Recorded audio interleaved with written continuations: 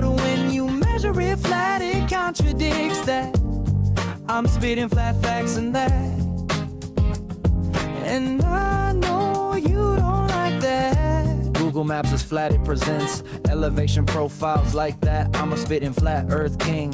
Sentence has a ring, doing my own thing. If earth was a big roast chicken, factually finger licking chicken, we just got the measurements missing. I'm spitting eggs and begs, begging the question lesson. I've said it before, time after time. I'm the spitting flat earth king of rhyme. Welcome to Flat Earth Debate, Uncut and After Show. I'm your host, Nathan Oakley, and if you are new to this channel, or you've not done so already, how dare you, then be sure to subscribe, hit the bell notification icon and join button if you'd like to become a Nathan Oakley 1980 channel member and keep up to date with the Flat Earth Debate. If you would like to support the channel, there is a super chat that runs alongside each of these shows while they premiere. There's also a Coffee, Patreon, crypto and thanks button in the info box below the video. Speaking of Patrons, I'm going to do a quick shout out to all of you who do support me on Patreon. So, a massive shout of thanks and appreciation to Sven P, Curved Fart, Pablo de la Cruz, Smith Tools and Purchase, Level Plain Poem, Vitali Z, Colton James, Survive the Spin, Thomas van der Zander, Measured Flat, Tiers Morgan, Mitch Kennedy, Rod, The Name's Burley, J Miles 24, Yu Unamento, Iron 26, Retro Bill, John Kays, Patrick Gunnels, Troy Shuker, Bob Barber, Mobile Max 777, Rob W, Del West Watson, Unbelievable Productions, Blue Ridge Ranger, Abraham Mohammed, Skeptic 936, Texas Mike, Chow Yun Cat, and Dank. So another massive thank you to all of you for supporting me on Patreon. Links, as I say, are below this video. But with that, I will hand across to whoever is in Discord and Google so you can enjoy their dulcet tones while I set up for today's live show.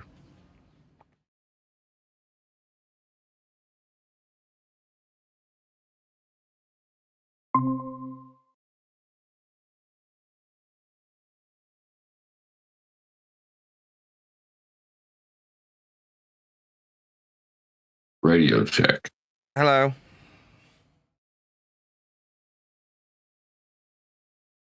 Hey, what's going on?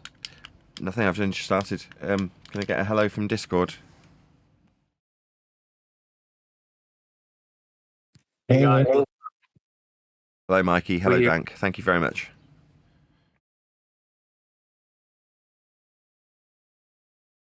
Hello, Mate. ladies. Who was that? Aren't any ladies here? Whoever said that.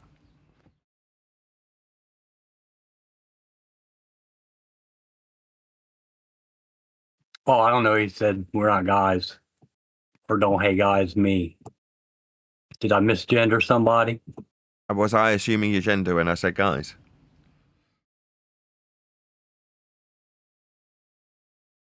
No, I was talking to the other guy. Or referring to the other guy. Anyway, this is so 2024.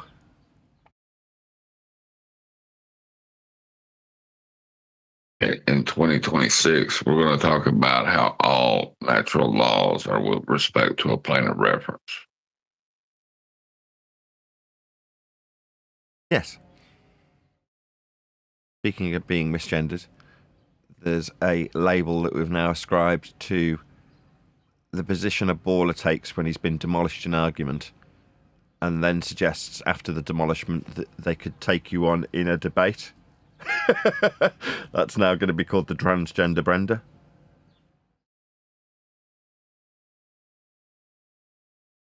The what? So the transgender Brenda, where you take the assertion that you could win in a debate after you've literally been debating and lost.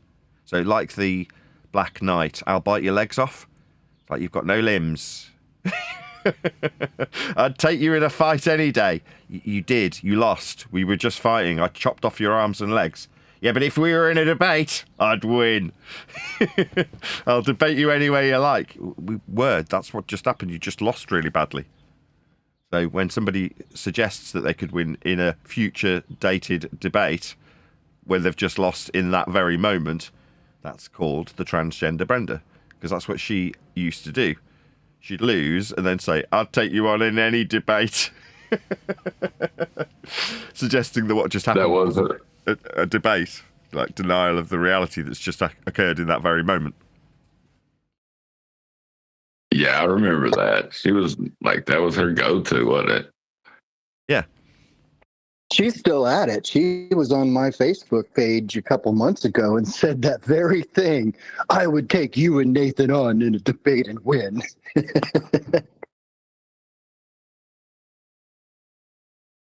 Yeah, they're delusional to the reality that's actually faced them.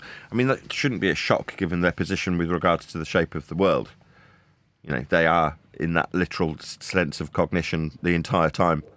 So why wouldn't they deny what's happened in the very moment that it's happening and project some future reality onto you there and then?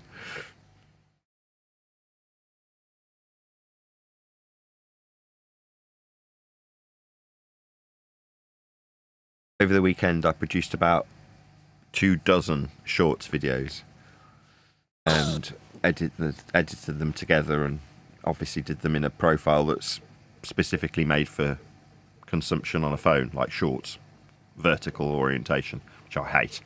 Nevertheless, I know what people want, and that's what they want, so that's what I produced.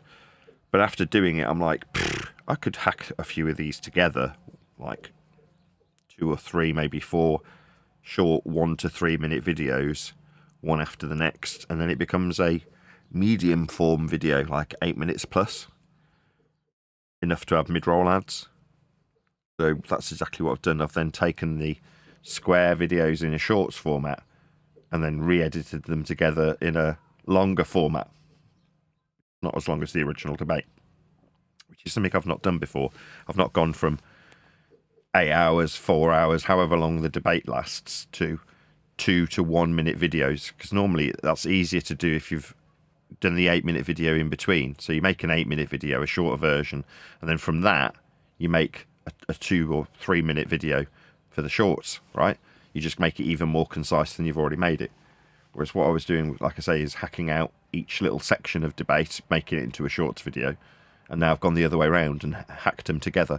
So in some instances, there's a little bit of inconsistency between the video, but I don't think anybody will care. It's just a video to watch, innit? With lots of little debates going on about a common theme throughout. So the fact that all of the little shorts, I was watching them back and I was like, all of them have kind of got a common theme that would mean that it wouldn't actually matter which order they came in. So when I'm going back, I've got thousands of videos on my iPad, but identifying which one will go best in the right order when I've made them in a format that's designed to loop in a constant cycle, like as a shorts, because they just loop back on themselves. So having to occasionally hack out bits that kind of made it sound like I've repeated the same video twice, which I haven't. But yeah, so I think I've done another 6 8+ minute videos that I'll publish after this show finishes today. So there's some longer format videos, because some people don't like shorts, they just want videos, which is fine.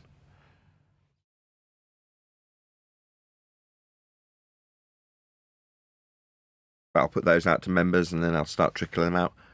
I've currently got, I think, 40 unpublished short videos from last couple of worldwide debates visits.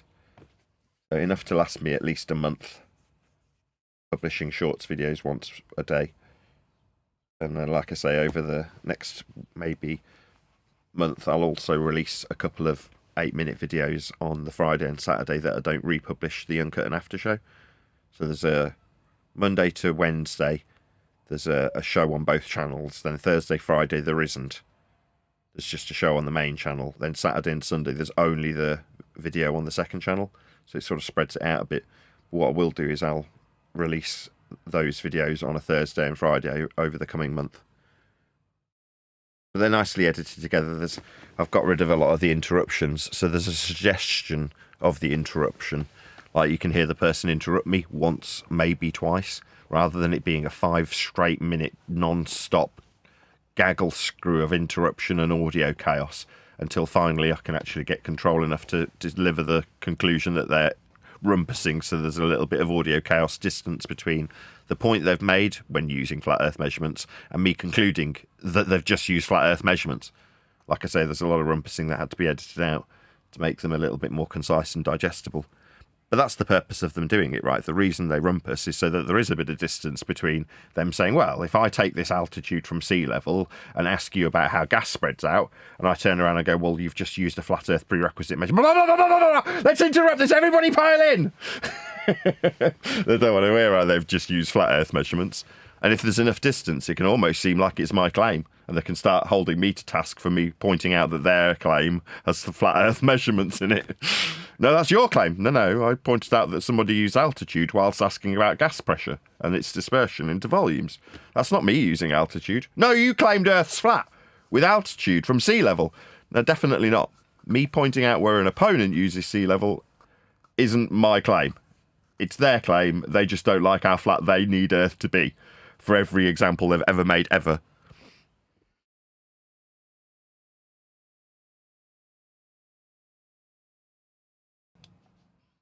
Good morning. Good morning. How are you? I'm all right. Very well. I had a very work-heavy weekend, as there was lots of material to be hacked up into shorts material, which I was explaining just now in the pre-show, just before we went live. But there's about 24, maybe a few more videos that I'd hacked up over the weekend into short format videos, and I'd already got maybe a dozen or more in the hopper waiting to be published. So each day about 9 a.m, just after I've got out of bed and got everything sort of ready for the kids and the wife started work, my first work task, if you will, for YouTube is release a video. So that's what happens each morning at the moment, and there'll be at least one shorts video that'll go out every single day, first thing in the morning. Further to that, I've also taken some of those shorts videos and squashed them back together again.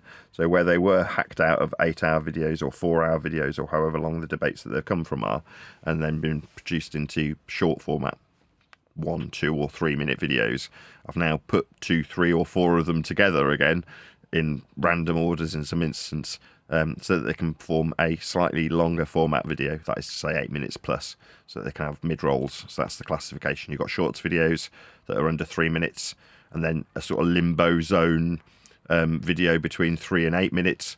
After 8 minutes, it's considered a long-form video. And then you've got obviously what I would call long form, which is these debates where they last an hour or so, or longer in most instances.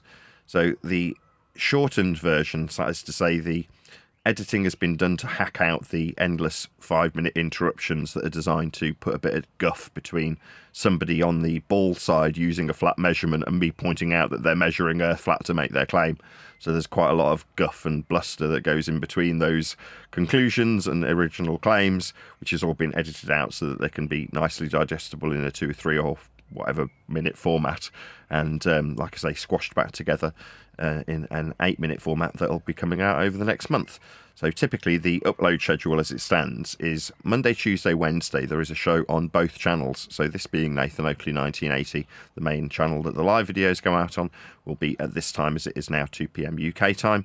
And then on the second channel on Monday, Tuesday, Wednesday, there is the Uncut and After show, normally from about 10 days prior, that goes out to the public audience where it was previously members only. And then Thursday, Friday, there is only the live show on the main channel, no upload on the second channel to enjoy in the evening. So Saturday, Sunday then gets the gap videos, if you want to call them that, published after on a day that there's no live streams. So Saturday and Sunday on the second channel is a re-up of a members only video with a live stream in between, and that's like I say, going out at the usual time that the Monday, Tuesday, Wednesday show goes out on the second channel.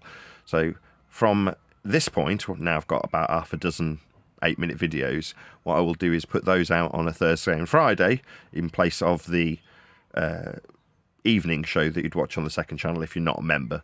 So that's where I'll publish those videos. And as I say, if you haven't been watching them, go and check out the shorts videos that have been coming out regularly in the last, I don't know, couple of weeks.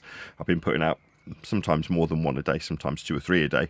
But I will limit it to about 1 a day now. I've actually got into a nice steady routine of doing them.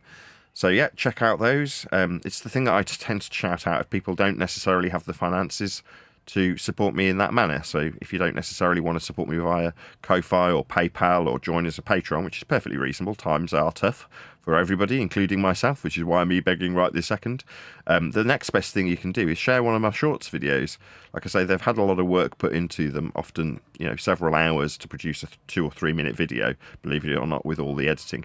And I can't remember who to credit when it comes to these comments, but somebody had said to me, what software are you using to zoom in and out as the video goes along? And I'm like, there is no software, that's me.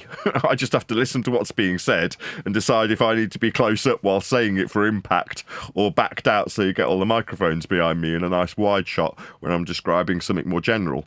But it's literally a case of me going through the video, hacking at the point of the start of the sentiment that I'm trying to convey, putting another edit afterwards, and then zooming in on that particular little edited section so that it manually zooms in. But that takes hours. It's not just a piece of software that does that. But it means that the end result is more impactful in terms of getting the message that I'm trying to convey tonally, like when I'm speaking now, with breaks where I'm talking about somebody else's point and summarising it. That'll be zoomed in because it's not me making the point, it's me reiterating someone else's point. Or when I'm making a general overview statement, like I say, it's nice wide shot and things like that. So they're very heavily edited, sanitized, that's to say there's no swearing in them, videos that have taken a lot of effort. So they're pretty much what people have been asking me for years, which is very short, concise videos that demonstrate for sure and without a doubt that Earth is flat, that are easily shareable with next man. So if you want to be able to pass a video on to your sister, mother, auntie, uncle, next door neighbour that says, here you go, just listen to this. Here's a debate, because the most recent ones I'm releasing are actually debate format rather than just me making a concise summary of a particular point. But in debate, me going, you've just used a flat Earth measurement. You're using perpendicular altitude. You've just used a flat Earth measurement. You're using linear distance. You've just used a flat Earth measurement. You're using an elevation angle to derive a radius. You're using a flat Earth measurement to acquire the angle in the first instance from a flat plane. And essentially turning what is a suggested to be curve evidence that use flat Earth measurements and prerequisite without noting them, and then putting them back in their place as having been utilised from a flat plane to make a suggested curve claim with them. So that's what I've been producing. Hopefully people will share those shorts videos. I'm very proud of what I've achieved in terms of not just the editing, but the material itself. It is a culmination of 10 to 12 years of work on flat earthing to reach a point where you can concisely summarise it as concisely as I have been in those videos. And like I say, with the most recent ones, in terms of them being concisely summarised during debate with somebody attempting to, dilute the point by interruption or deny their own claim that they've made, which is also just very, very amusing to me. The fact that somebody would suggest a gas dispersion argument and then immediately deny their own use of a feet value from sea level because they don't like how flat they must use Earth to make the claim to have a suggested argument. Up until now, nobody's been pointing these things out. It has gone without saying when somebody starts suggesting that there is a drop over a distance called Earth curve. When we come along and go, well, the distance that you're suggesting there's a drop with respect to is the only measurement that's actually been made, and it's flat. There you go. Rant over. Share my shorts videos. Have you all been? You had a good weekend? What kind of question is that to ask? The New York Knicks won the title for the first time in 53 years Saturday night on my son's birthday. Of course, we had a good weekend. Except for morons in chat just freaking attacking for no reason, but what can you do? It's going to get worse. The more concise the argument, this has been the case for 10 years. The more consistently we as a group take apart globe rhetoric, the worse the vitriol gets. The more copyright strikes I receive, the more reports sent to YouTube, the more likely somebody's to report me to the police or social services. That's a direct correlation. It goes up, that's the harassment that we receive as flirfs, versus the consistency and time that it takes to take apart a bull of faith. They are, correlated with one another.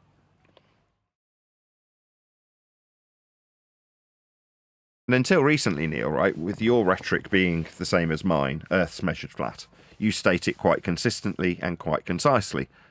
Now you're getting police harassment and people sending people around and you're getting doxed and your phone numbers, but you know what I mean? It's correlated, isn't it? The more concise you can disseminate this information, the more likely you are to get the police sent round. It's unreal, isn't it? Well, it's kind of weird because it's guys that have been in this for the longest time. Now, just all weekend with this guy, the Viking. Now, I cleared it up on your show. Somebody sent me a screenshot and bullshit that he was involved in Ether and all this Witsit and all of them. So I mentioned it on the show, and then when I found out to be fraudulent, I cleared it up on the show. And he just will not stop all freaking weekend, just ripping me apart and freaking Master B and freaking, the flip side server. Then you got guys like Vaxi jumping in. I mean, Vaxi just don't mind his business. He did the same shit with Arlen with me, just does not mind his business. So I'm finding this weird. Like, why is this happening? Like, if I said something that refracted the wrong way and I cleared it up, it would be it. That would be dead. Not to mention the fact that I've never heard this guy, the Viking, Hackmind the Viking. Nobody's heard his voice at all, ever. So? Okay, so that's fine. But if I say, I really don't want to talk to you, I don't even know who you are. So I would like to know, have some verification of who you are with all the shit that's going on. Like It's what? very strange to me. What's going on? There's people claiming ether. So what? No, forget about that. That's past. That wasn't him. I cleared that up. That's Okay. bullshit. So what's new? Shit that's going on when people, all of a sudden, things that are discussed in the after show, where it's shut down. Nobody's supposed to be able to respond to me in real time, right? And people are responding to what we're talking about in the Uncut and After show when it's not supposed to, when nobody's supposed to be able to hear that but us, right? And then it comes out later, all right? I don't trust nobody, all right? That's me. You got to earn your fucking trust with me. No swearing. And I watch your back, too. You got your book stolen from you. Besides the people I knifed you in the back, I'm not going to start mentioning all of them. All right? So now my freaking antenna's up. Whoever don't like it can go screw themselves. And that's it. I see. So what you're describing, from what I can hear, is a state of cognition called hypervigilance. You ever heard that term? Yes, that's what I am right now. Fair enough. I mean, I'm not going to contest your hypervigilance and getting betrayed. If it was the first time, maybe I'd be in the same sort of state, whereas it's almost expected that you're going to get betrayed. I was watching a video the other day and someone was moaning that there's a lot of narcissism and psychopathy videos on YouTube. Like, why is it that every second person I watch seems to have a video about narcissism? Like, well, because, number one, that, in my opinion, is a good thing. It means that there's a high degree of awareness for the 5% of Western world occupants who have a psychopath tendency, or a psychopathic tendency, or are narcissists. So if there's lots of YouTube videos out there about narcissism, it means that people have become aware of what those types of people are. Whereas in years gone by, people would get abused by narcissists and not know what the hell had happened to them. Like, what's going on? This person's told me how wonderful I am for years on end and is now devaluing me and telling the world that I'm a scumbag and making up lies about me. It makes absolutely no sense. What's going on? Well, as a consequence of having YouTube offer the ability for lots of people simultaneously to say that, what I've just said, that exact same question, why is this happening? Why have I been treated in this way? Why is the person that seemed like they were trustworthy betraying me and devaluing me? It makes no sense. So they look into it and go, not only does this make sense for my current scenario, it makes sense for previous scenarios that I had no explanation for, that also made little to no sense. So learning about these particular things makes you less conscious when it comes to it happening repeatedly. It becomes expected. Now, the best thing about narcissists, if you want to call it a best thing, is their predictability.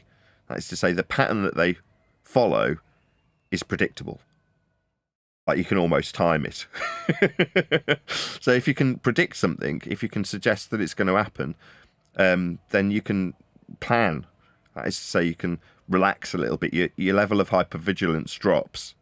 That doesn't mean that you're not going to potentially have the same exact thing happen to you again. You might fall victim to another narcissist, because most people, empathic people, normal people, non-narcissist or non-psychopathic people, will respond to the same tricks that narcissists use. That's love bombing, creating that chemical state where you feel good about yourself because they're telling you to. Well, a lot of people will repeatedly fall victim to the exact same thing. But each time, it's like a beekeeper getting stung. The first time, it's incredibly painful. After a few years of beekeeping, you come to expect that at some point you might get stung. And when you do, you just carry on as though nothing's happened.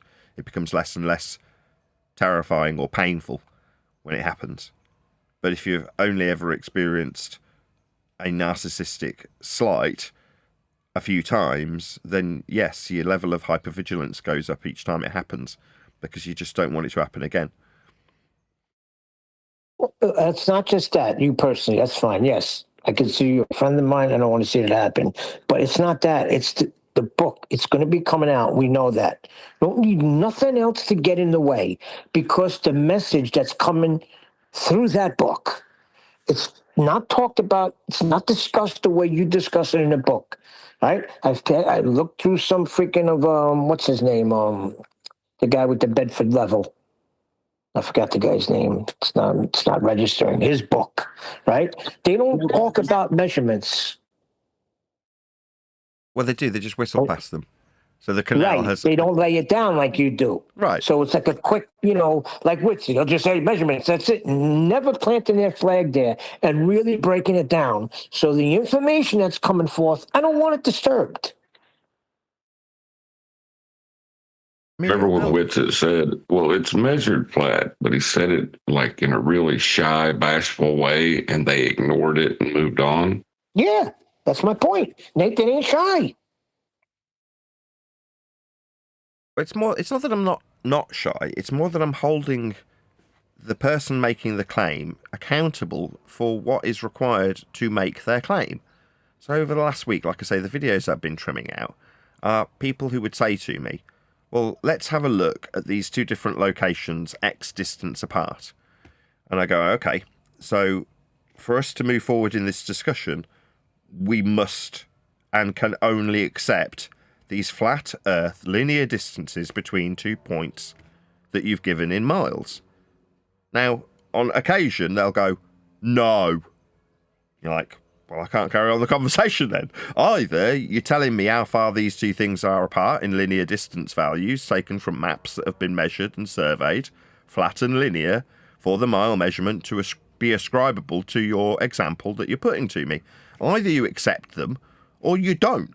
Now, if you don't, that's the end of the discussion. I'm not going to carry on with you saying, well, if I give an example with this distance, and then upon me pointing out how flat that distance is measured, I will immediately relinquish it. It's like, well, then you don't have an example to argue about anymore. Not that there ever was an argument, that's the point. The minute you start making an example, you're going to use a flat Earth measurement if you ever suggest anything to do with Earth that has a management value ascribable for a distance to you when you suggest it will prove sphericity. You will require that to be a flat Earth measurement. Now, I can't help that. That's just the way it is now. But most people have whistled past it. For 10 years, we've whistled past it. So when you talk about Rowbotham, you're talking about canals, it'll be suggested that the canal has a distance. Let's say it's 2 miles that you can see down this canal. And then it'll be suggested that the distance to the geometric physical obstruction formerly known as Earth curve would be 1.2 times the square root of the observer's height in feet. And through this lens, we can still see the boat at a 2 mile distance. So when you read that, you go, I see. So the suggestion is that there should be an Earth curve in the way, but when we look through the telescope, we can still see the boat. Therefore, there isn't an Earth curve in the way. What I've turned around and done is gone, stop. 2 miles, you say? Then Earth's measured flat for your 2 miles. And the opponent goes, well, I don't want to use the 2 miles then. Well, you're like, well, you haven't got an argument. You can't suggest a point where Earth curve is or isn't in the distance with a value that's flat and then relinquish that flat measurement because you don't like how flat in prerequisite this example requires Earth be measured. But Earth is being measured flat and has always been measured flat. Robotham was appealing to a flat Earth measurement. From what I understand, if the stories are true, he went to court to argue about a differential between a flat plane of reference and an eye-level parallel with it, with an opponent saying that there's a geometric tangent point below the surface level that would obscure your view but for refraction. Like, so the opponent saying we've got a linear distance measurement in miles that you can apply a radial value derivation called terrestrial refraction with the radial value itself being a flat linear derivation of an angle measurement in an R value, in miles that are flat. So we've got a flat Earth mile measurement for a radius to infer sphericity, to derive that flat measured radial value into a 7/6 of the basis of that flat measured radial value, to take a flat linear distance at 2 miles, to suggest that there should be, based on Earth being a sphere with a radial value that's measured flat, a distance that has an obstruction below the surface level when you measure an eye level parallel with a flat plane and a flat linear distance to do it. Nobody measured the flat plane and ever pointed out that Earth was measured flat to use it. They just said that there's a distance to a horizon that we're not seeing. Like, who cares? The distance is flat, and we've measured it. The topographical deviations are so accurate in modern times that we've got millimetre accuracy in the vertical when referenced to the horizontal linear mile measurements. So Earth's been measured flat to millimetre accuracy. What's that, we got curve? No, we'd have measured it to the millimetre accuracy. There isn't any. The linear distance in miles over every surveyed square inch of every bit of land ever surveyed shows that Earth is and can only ever be described with the measurements of flatness that we use to measure it with. Those are facts. What's that curve? What, like hills? Yeah, we've measured them all with respect to the horizontal distance. The bottom-up obstruction in that Earth curve calculator, to have a bottom and an up, you need a vertical vector with respect to a horizontal plane to even describe the obstruction with. Precisely. Every aspect of every globe claim ever made had minimum 2 flat Earth prerequisite measurements as part of the suggestion, normally more. In this instance, we've got 4. We've got a parallel eye level, parallel to surface level, measured with sea level, with a depression angle to a point below the surface level. And then the suggestion that that orthographic representation that ignores perspective will give you, as John just pointed out, bottom-up obstruction. To have a top and bottom to suggest this obstruction at the horizon also requires a flat Earth prerequisite to describe the orientation perpendicular to the horizontal, which has also been ascribed in linear distance, which has also got a parallel eye level, which will also be using a depression angle from the parallel eye level to a point below the flat surface level. There's about 5 or 6 when you actually break down Earth curve mathematics. 5 or 6 what, you say? Flat Earth measurements that nobody ever mentions?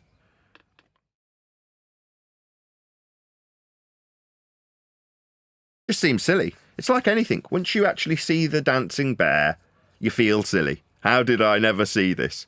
How did we ever listen to somebody say, well, we've got a derivative value from flat linear miles. You take the flat linear miles that we measured of Earth's surface, and then you describe the functionality that's squared from it to create a curve at a rate of 8 inches per the flat Earth measured mile. Squared. And you go, okay, so we measure Earth flat in miles, and then calculate into existence a curve at a rate derived from the flat miles we measured on Earth. Well, that means we measured Earth flat.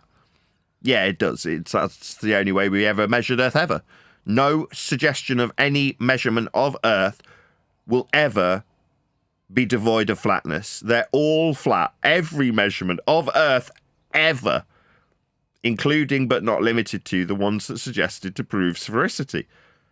Now, with that being the fact, the people who oppose us are getting quite angry with us at the moment. They don't like us at all because they want me to have the burden upon me when I say, well, you're using flat linear miles.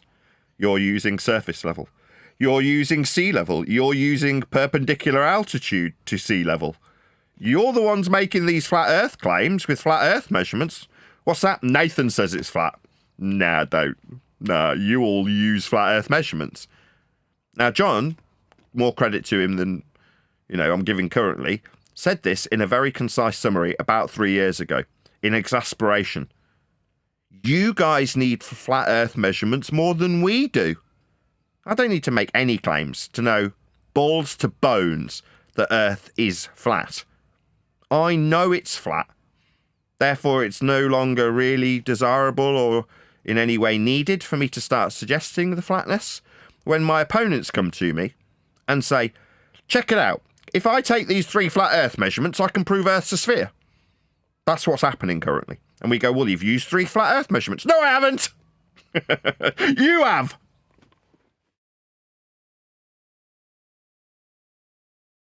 Well, all meridians converge in the south, and those are measured. So that can't happen on a flat Earth. A meridian is But the derived from meridian the movement of the sun. itself Oh, you is- get it. Sorry, It John. has a muscle. Say again. I was just saying the meridian measurement itself is as a muscle requiring a horizontal plane of reference. What do you mean it ain't with respect to a plane? I'm just reading the comments from Friday's video. There's one thread that's gone like 45 comments long, and it's just maddening. One guy says distance measurements are distance, not necessarily straight or linear. That is just flirt stupidity. Try to learn this simple fact today. We can move on tomorrow. Again, it's more than willing to allow these people their cognitive dissonance. What's that you say? Miles aren't flat or linear.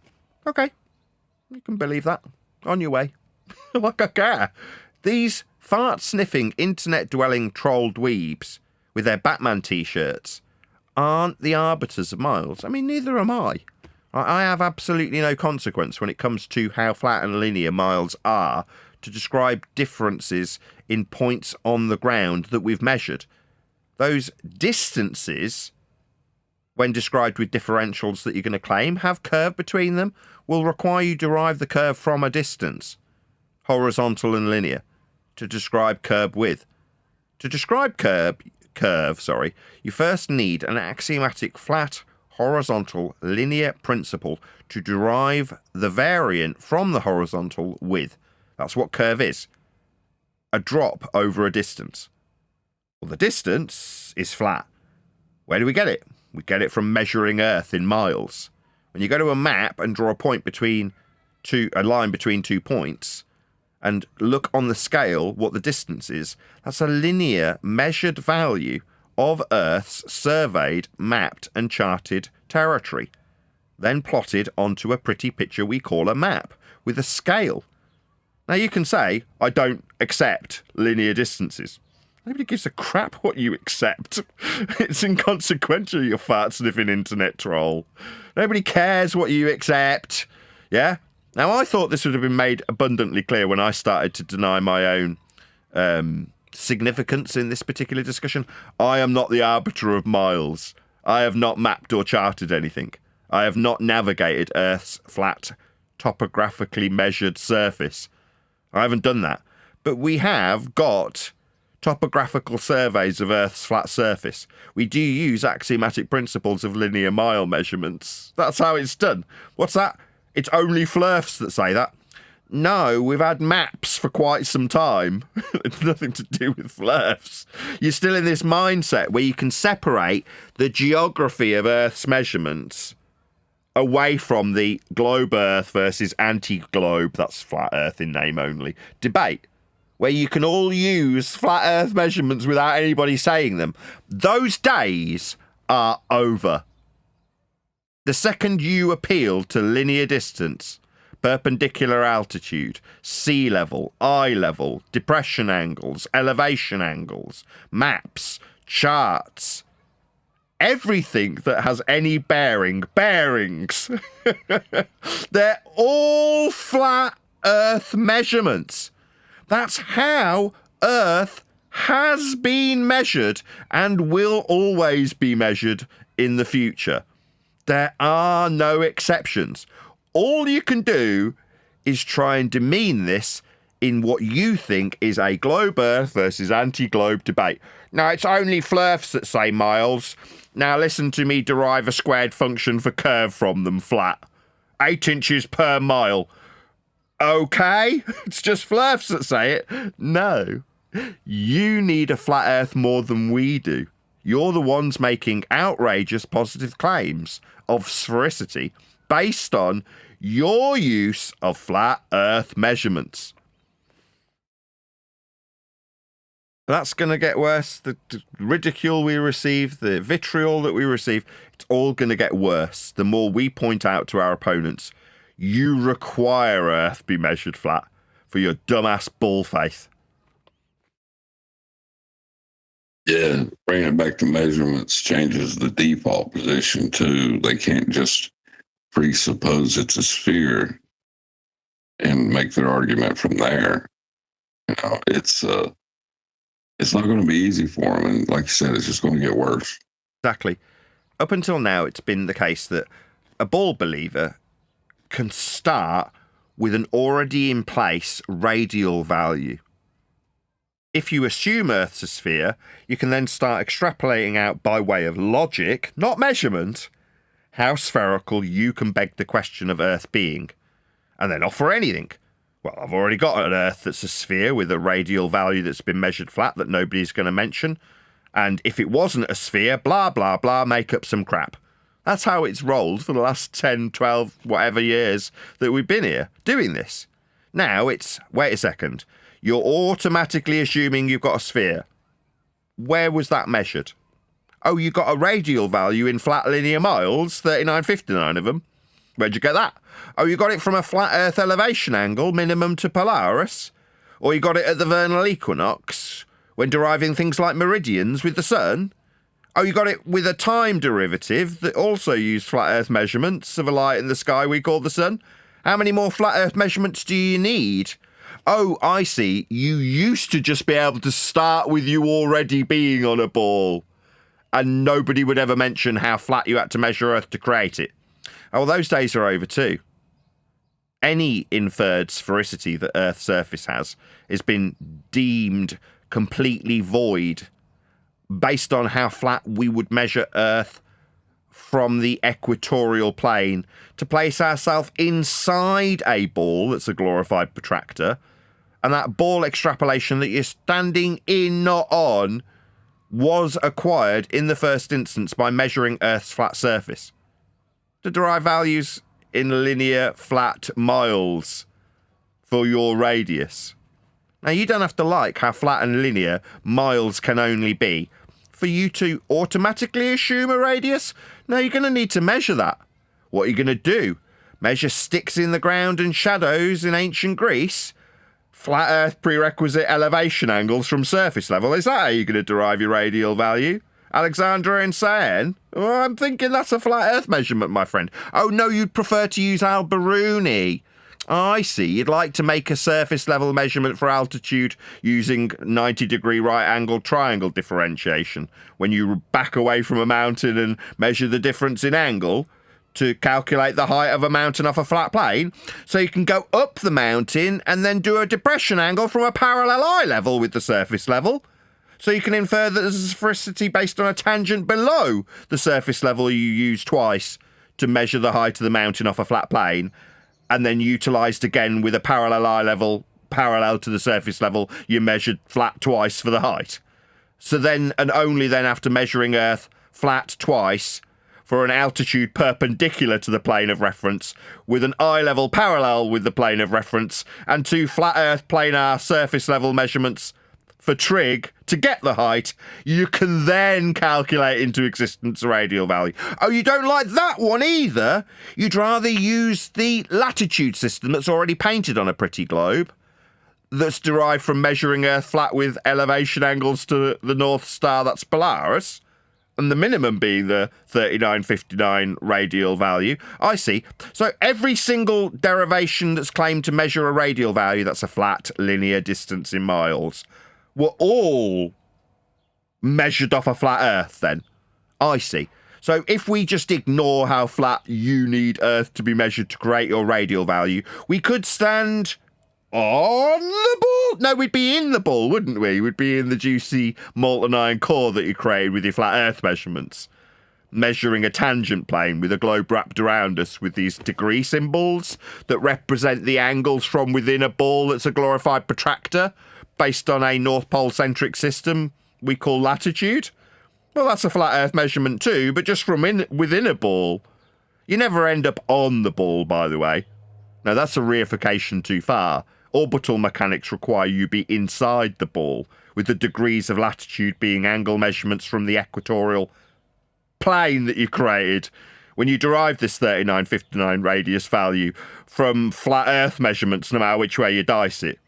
So you're kind of stymied. You can't automatically assume your radial value gives you sphericity anymore. You'll be held to task with how you got it. And you got it by measuring Earth flat.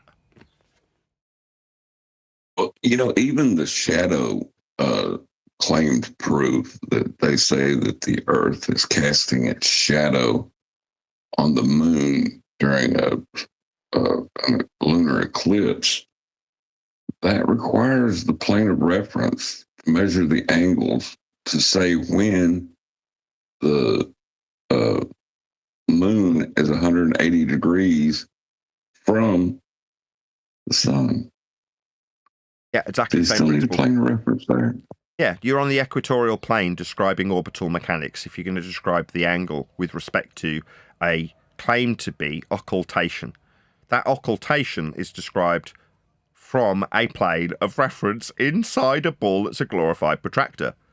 Every single orbital mechanical suggestion is dependent on you having a flat plane to measure.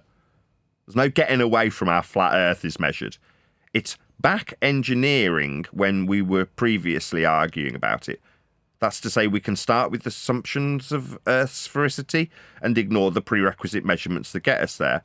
But what got you there to function in reality required the ability to back engineer that which you thought you were standing on, actually in, as diagrammatically exampled here, so that you can have those angle measurements from a flat plane match the glorified protractor with latitudes on it. But every time you then appeal to these motions that have been tracked and put into heliocentric orbital motion, comporting with the actual observation of the lights in the sky, your description of those lights will be from the equatorial plane. That's how you require Earth be measured to detail the angles, as John has just detailed. It's always from in a ball, never on a ball. The suggestion of being on a ball will come with the Thunderfoot method of measuring a tangential plane to an assumed sphere that you're definitely not measuring, with linear distance measurements in tow on the tangential plane that have to be transposed inside the ball, like in this diagrammatical example. You have to get it to the point where you're at the centre of a presupposed spherical Earth on a plane describing angles from within the ball on a plane. Even after you've made a ball, you still use it with flat plane measurements of angles. That's how the world's measured.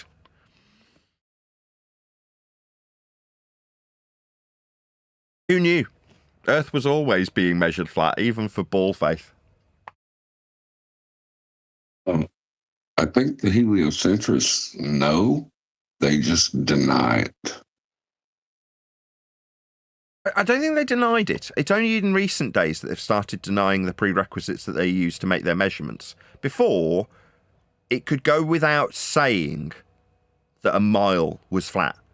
You could use a mile, suggest a deviation at 8 inches per the flat measured mile for an Earth curve, and nobody would point out how flat they needed the mile to be to suggest that they can derive curve from it. So they're not denying it. They were using it without it having been mentioned that it's required to be flat. Like I say, it goes without saying that Earth measurements are always flat. And because it goes without saying, nobody said it. So you can then use the flat Earth measurements to infer sphericity without anybody ever actually noticing that the prerequisite measurements were flat. Now we've reached the point where we go, the measurements are flat. We're not going to just allow you to assume sphericity based on derivations that require Earth actually has measurements appointed to this suggestion. And the measurements that are appointed are flat. So once you've got a measurement, that's what we will take. You want to use miles to derive curve? No. You've measured miles then, and they're flat. It's the end of the discussion. No, I need to ignore how flat we measured them so you can use them without me mentioning how flat they are, so you can derive a squared function from these flat measurements without them being mentioned that they're flat. Like I say, those days are over.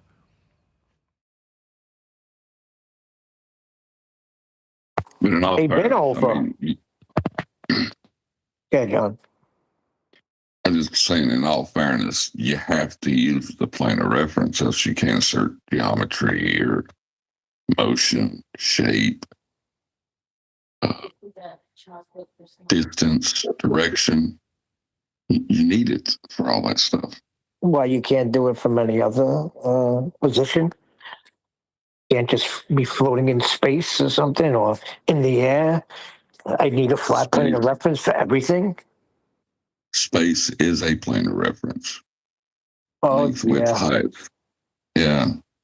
It's like nothing we can describe in our world is without respect to the plane of reference. Everything. I mean, that should be like eye-opening to a lot of people. No? But instead, it's getting the resistance from both sides is very strange. Well, it's people who are basically complete stupid idiots. So as an example, we've got this guy in the chat called Robert who says, and I quote, linear miles can curve. Like, do you not know what linear means? Oh my God. These people are thick as shit. So again, I'll just reiterate, first and foremost, this guy in the chat, Robert, you are completely inconsequential to what a mile is. Right? You have absolutely no influence over it whatsoever. Your suggestion that defies the axiomatic principle of being linear doesn't matter. In fact, you can have it. You say linear miles bend. Okay, good for you. I'll call the nut house and they can take you away. But I don't care. You can believe whatever you like. It's wrong. Fundamentally incorrect. Say again. I said you'll not get an angle from it, so there goes all your claims about the sphericity of Earth. If you, He said they could spiral too. Yeah. John, can you just for the audience, let's take us to the origin or the inception of the inch. Yeah, make sure you take the omitted words until the insane silent too. Sorry, John. One more time. No, go ahead, Christian. I just had a nice little. Sorry, mates. No, go on. After I gave his Tukas darn linear miles and the radius and everything, he wants to beg the question and a false equivalence of a bowling ball of circumference to deny what linear miles are and that they're measurements of our flat Earth. Well, that's why I asked Refracted to go over it. Go ahead, mate. Yeah, let the people know how it is. Well, the reason the mile is linear is because just like the inch or the foot or any other distance measure, it is the shortest distance between 2 points. It makes that linear distance. That's how you get the mile. Now, after you establish that, you can correlate it to curvature with a known R value or a known drop rate on a hill. That doesn't change the mile being linear.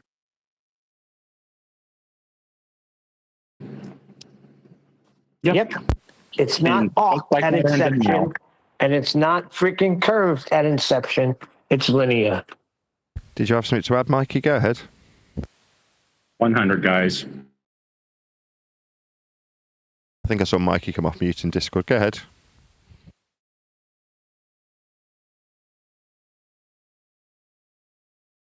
Or don't. Distances are what we are generally utilising when we make these discussion points seem like arguments. And feel free to deny how flat and linear the distance to anything is ever. It's like you don't seem to appreciate, this is ballers I'm talking to exclusively, how fundamentally required linear flat distances are for many of your claims. It's like when you get stadia ascribed between Alexandra and Cyan, do you think you're talking about a curve distance for the derivative value? No, talking about a straight distance, you dumbasses. Now, you don't have to like these axioms. Frankly, I don't care. Like I say, if I'm happy to concede how inconsequential I am to these axiomatic principles of Earth measurement, then so must you. No, I say must you. You don't have to. You can be a complete bonehead and go, I think that linear means spiralling.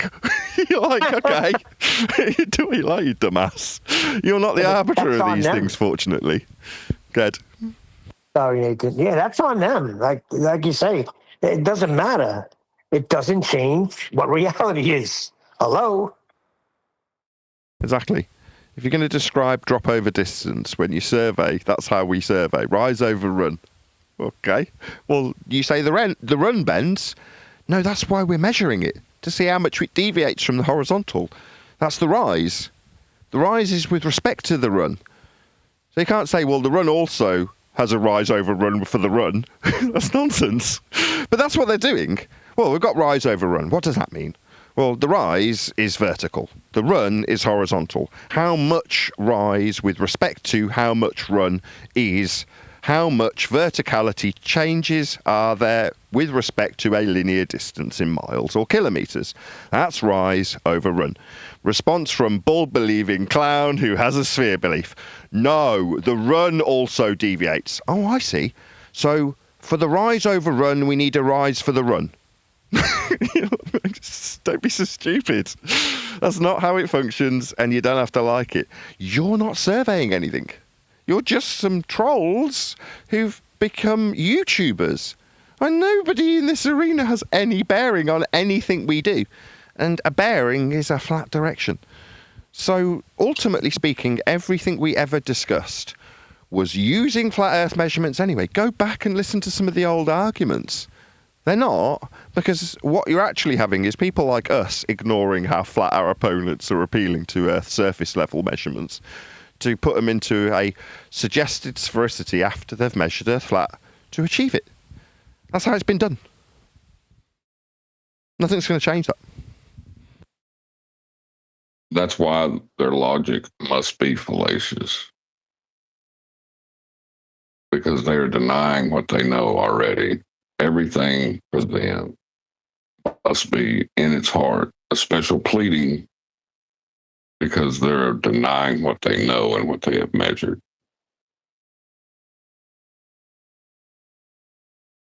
Yeah. Is it special pleading fallacy? Where what is, in this instance, axiomatically required to be flat is suddenly denied as being a special circumstance. So flat linear distance for a run is actually bent, and we can give it a rate with respect to a different horizontal that's not linear miles. We've got a separate one that no one's heard of. Well, we haven't. It's just miles can bend. I see. So we've got straight linear miles that bend at a rate of flat linear miles derived from a run over miles. So it's rise over run over rise over run. I see. Gotcha. Yes, it is. You're correct. It is special pleading. My miles do bend. Special pleading. Yeah, like when I finally figured out the trick, that's why I was saying. So level deviates from level at the rate of level. Yeah, that'll never leave my brain, because since then, whenever anybody suggests miles can bend, all right, how much do they bend? All that's going through my mind is, so it's levels deviating from levels at the rate of level. It's like you need a parallel, you need a plane of reference, you need an axiomatic linear distance to derive the vertical drop from. So if you're going to suggest we've got a drop, the inference comes with a flat measurement in tow. It always did. Nothing's going to change how the last 10 years have padded out with people using flat measurements to claim they've got curve measurements. It's just no one ever noticed. So it's levels deviating from levels at the rate of level. How much does your mile bend? What is it bending from? Oh, a mile? So the mile's flat for you to describe how bent a mile is it? I see. Very interesting. Also psychotic. You all need locking up. Now, like I say, people hear this from us explaining how levels deviate from levels at the rate of level. If you're hearing this and going, no, I can still employ the special pleading fallacy. I can utilise the flat measurements and get away with it. No, you can't. Those days are over. You must know what is true in order to discern what is not true. Absolute truth must exist. So you must have level, and level must be level, axiomatically, practically, physically, in every way, in order to discern what is not level. Yes, you need the axiomatic principle of level to describe how level things aren't. If you're going to describe curve, then you need a horizontal linear distance to derive the curve from. The rate of curve is described with respect to the distance in a horizontal linear measurement of miles. So curve is tied at the hip to flat measurements. Don't have to like it.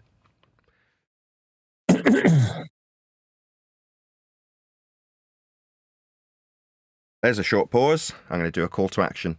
So over the last 10 days or so, I've been doing a slightly more aggressive call to action for people to support me financially. It's been about a 3-year delay from YouTube clamping down on me specifically and my material, meaning it makes me less money. Therefore, it's more difficult to survive as a YouTuber making this kind of content as a YouTuber.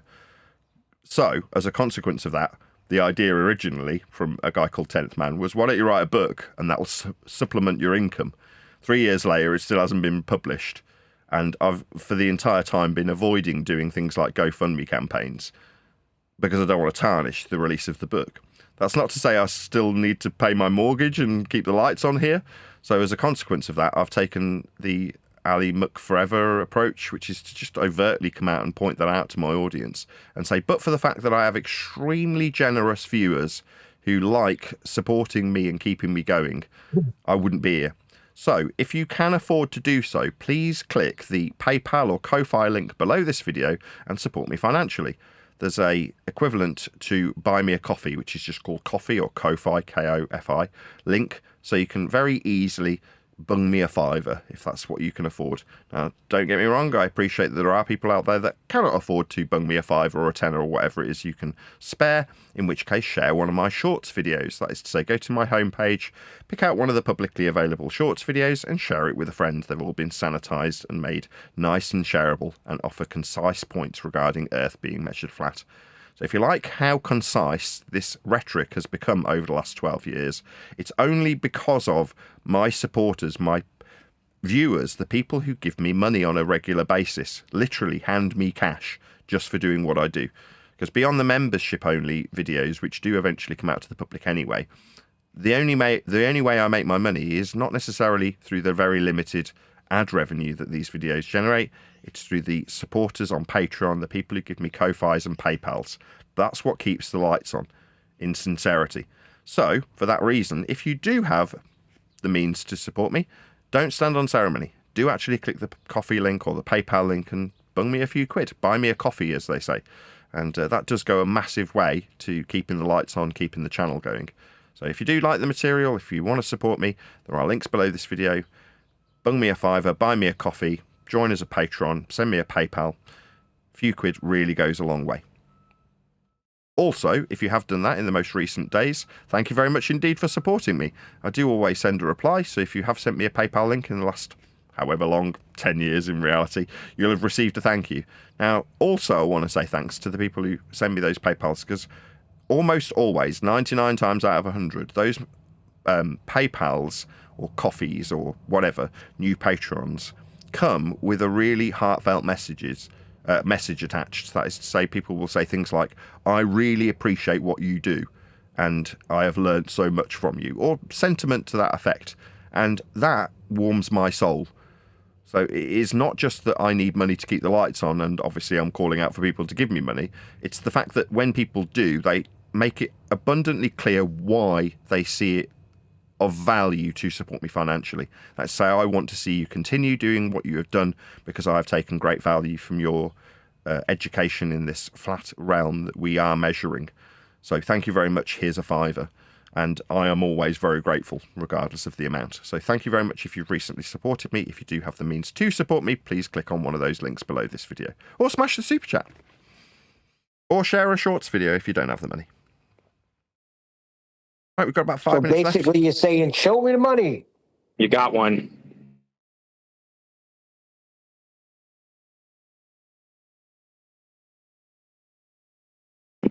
You want to shout out the super chat?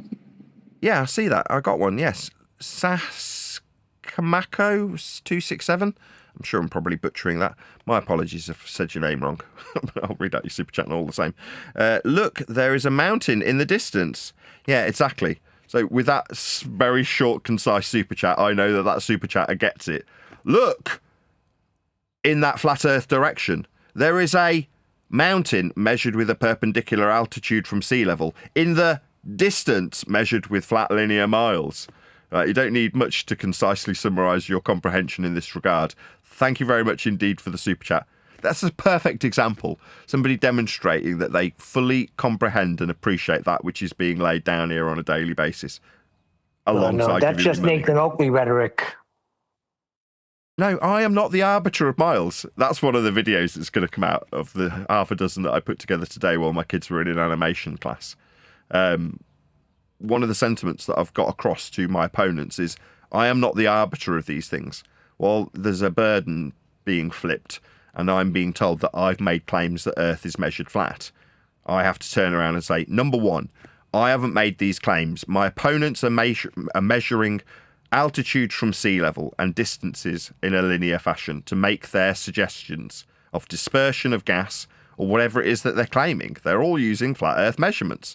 That's their claim that they put to me, and in their claim they use flat measurements, and I say, you've used flat measurements in your claim.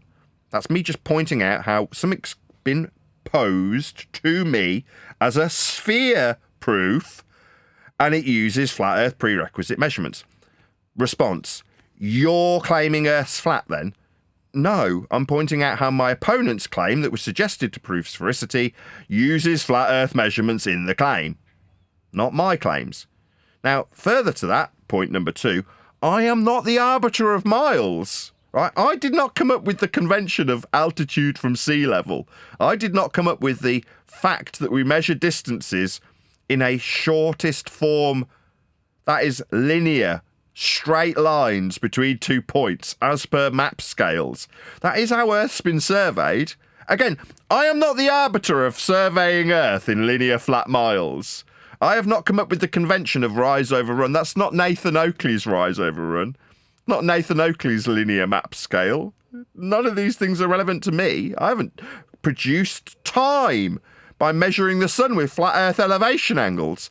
I didn't come up with latitude by measuring Earth flat with altitude angles to Polaris. None of these things are mine. Now, while I'm literally relinquishing any credit for these things, I'm saying, yeah, I don't have any influence over these things. Earth was being measured flat long before I even existed and will be measured flat long after I'm in my grave. I don't have any arbitration over these things. My opponents want to project their use of flat measurements they use in their sphere claims onto me, and then make me the arbiter of things like miles and altitudes and sea level. Are these Nathan Oakley's things, are they? Oh, I'm flattered. No, they're not.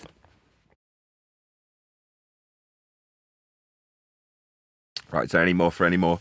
We're up on our hour. Doesn't time fly when you're having fun? That's it, you demon. Oh, yeah, I was called a demon the other day.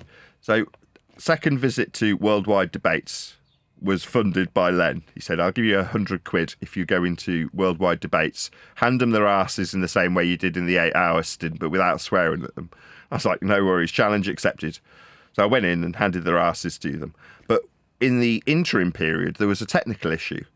And while I'm trying to resolve why I'm suddenly muted in a completely different browser that I hadn't joined that day, and up until the point that I was engaging with these Globe believers, I've been interacting with them without any issue and unmuting myself from my Discord server that's connected to, I've forgotten the name of it now.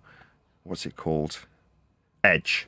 So Edge, I can unmute. But then suddenly I'm muted in Chrome that I haven't loaded the Discord server in halfway through my visit. Very bizarre. Nevertheless, once I figure that out whilst live, I then start engaging with them. But in that interim period while I'm trying to figure out why I'm suddenly muted unexpectedly from a different browser, not that I knew that at the time, I'm being told, or the panel that I'm in is being told, that my attendance was demonic. Me handing ballers their own ass with their own flat earth prerequisite measurements they're all using made me be suggested to be a demon by a guy called Dawn, who literally cried and bleated and appealed to the server moderators to not allow me in a neutral, publicly accessible platform, which I have no control over.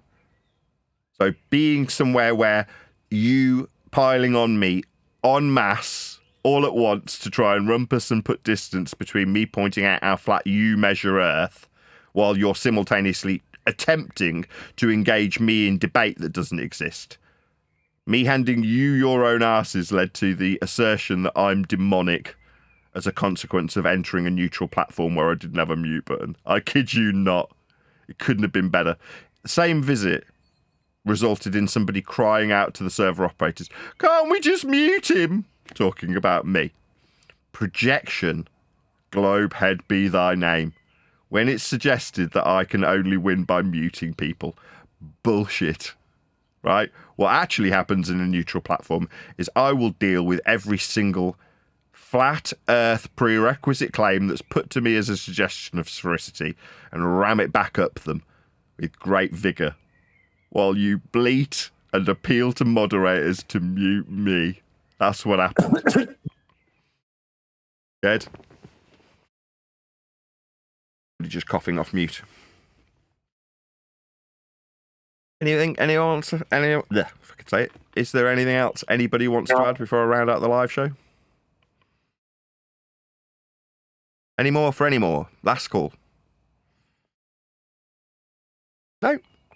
With that, I will say if you are watching this on either Nathan Oakley 1980 or Nathan Oakley Premiering Streams, then stay tuned, as there will be an after show to follow. On Twitter that said he was a demon. Yep. Yeah, That's an old flat earth debater. Get him away from me! They are literally terrified of me, you know. I'd own that, Nathan. I'd be like, have people introduce you as Nathan the Demon Oakley. Like a boxing name or something. I don't really appreciate it enough to own it in that regard. I know what you're saying, right? You could take ownership of it, embrace it rather than rebel against it. But I'm not a demon, right? That is not what I am, right? I'm not devilish. Far from it. I'm a good guy. The fact that I know Earth's flat and get treated badly and then their poor treatment, that's sending social services around, sending the police around, claiming I'm a child abuser and a wife beater, sending endless copyright strikes my way, making endless complaints to YouTube. That's devilish. I don't do those things, but they immediately get projected onto me like I'm evil because I've shut 5 people up who've tried to moderate a discussion which is pointing out how flat they are measuring Earth by piling on me 5 at a time. Now, because I can deal with that, having done it for 10 years, that makes me a demon? What, because I can deal with your abuse? That makes me the demon. Now, admittedly, in the 8-hour stint in Worldwide Debates, I gave them the exact same vitriol they've given me for 12 years. Yeah, I didn't pull any punches, treated them like shit, basically. That's how they treat me. Does that make me a demon? No, they just didn't like the mirror being held up, did they? When I start swearing at them and being generally abusive to them about their stupidity levels when they're using flat earth measurements, suddenly that makes me a demon? It's like, oh, you don't like your own reflections, do you? That's the reality of it. I think it might be more that you remind them that they would have to be in hell for their measurements. Very good. So when you say demon, it's because I'm taking them to the centre of their glorified protractor on an equatorial plane. Therefore, well, we're all in hell, so you must be a demon. Oh, yeah, it plays well with it. I love it. But again, I'm not. I'm not in their glorified protractor. I don't think I'm standing in the equatorial plane in hell. They do. Again, it's projection. But I get what you're saying, and it's an amusing sentiment, so I won't brace against it too much when you're saying it. But if somebody took it on board and were like, yeah, we'll call you a demon. Like, why? Because you need to stand in hell. So that needs projecting on me too.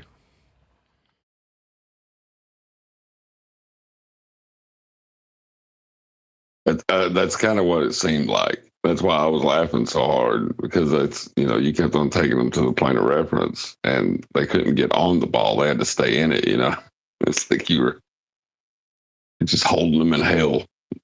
They hated it. Yeah, at the moment, the tactic is to deny the essence of their own claim immediately after making it.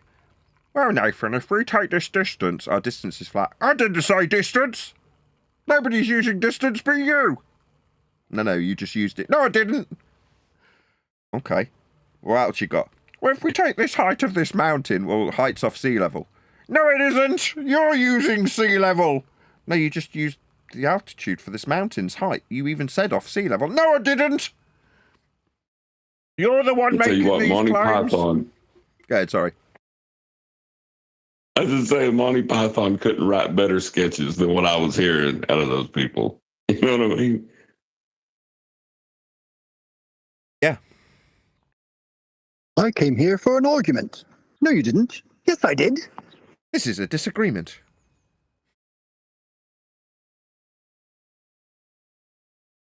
Level's level. No, it's not. Yes, it is. Why would you be coming there for an argument? This is what I'm talking about.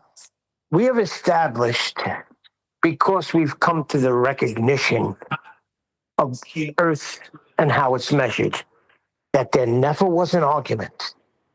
So why, pray tell, are flat earthers still constantly arguing? They need Not the you, sir, Daddy. I'm not talking about you.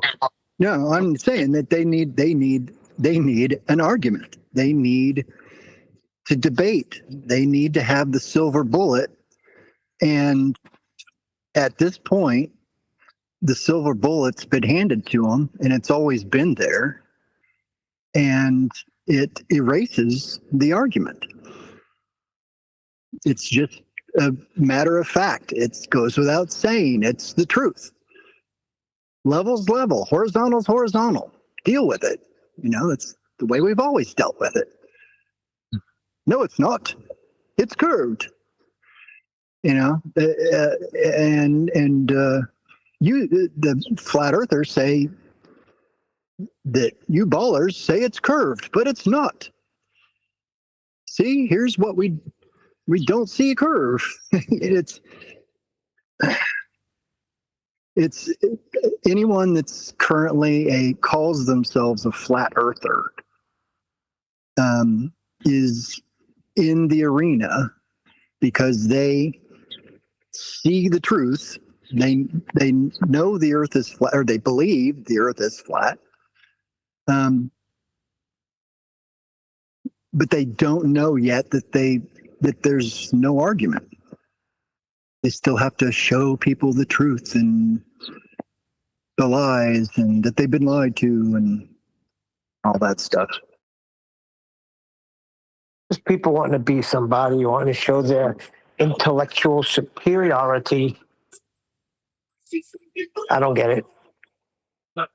just a measurement. Now that we know that, what's all of this? I don't get it. Why would I want to go on Toon's show and discuss celestial navigation with him? What sense would that make? Right?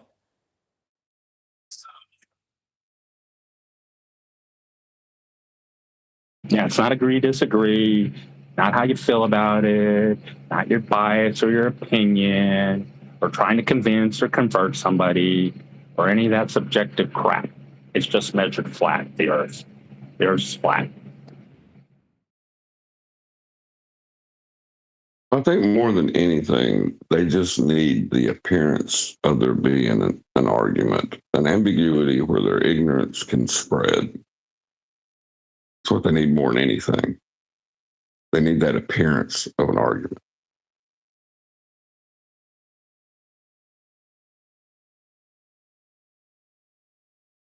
Yeah, so they can pretend that they can flex on others as though we have to look to them as though there's some superior intellectual and the guru that we all must seek. Secret esoteric knowledge team. No, it's just measured flat. Anybody ever that measured the Earth measured it flat. It's the horizontal plane, which we go on top. The Earth's flat.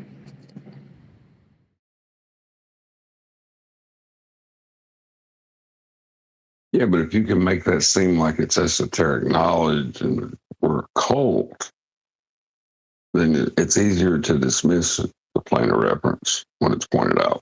That's correct. Yep. 100, so you can just miss and hand wave away, the flat Earth measurements that you have in the first place. So you can pretend it could be a logical consistency crap or making the question other crap. Yeah. Well, that's one of the reasons I love Nathan's direction of just saying, I'm inconsequential to this measurement. Then you can't claim that we're claiming special knowledge. You know what I mean? It's right on. That was another false accusation I got. Theo saying it was my claim. No, it's not my claim. It's just what is. Yeah, that's the latest thing they want to do, Christian. They want to peg you with this being your claim of flat linear horizontal miles. You're like, no, I didn't make the maps. No, they're not mine. No, you're using this distance to suggest you can derive curve from it. But if you can make it mine, then you can debunk me. And then nobody can change how you, the individual, were wrong. And then we can carry on using the prerequisite distances in miles without anybody noticing. And if Nathan comes along or Christian comes along and says, well, they're flat, we can just laugh at them and then carry on using them flat. 100, mate.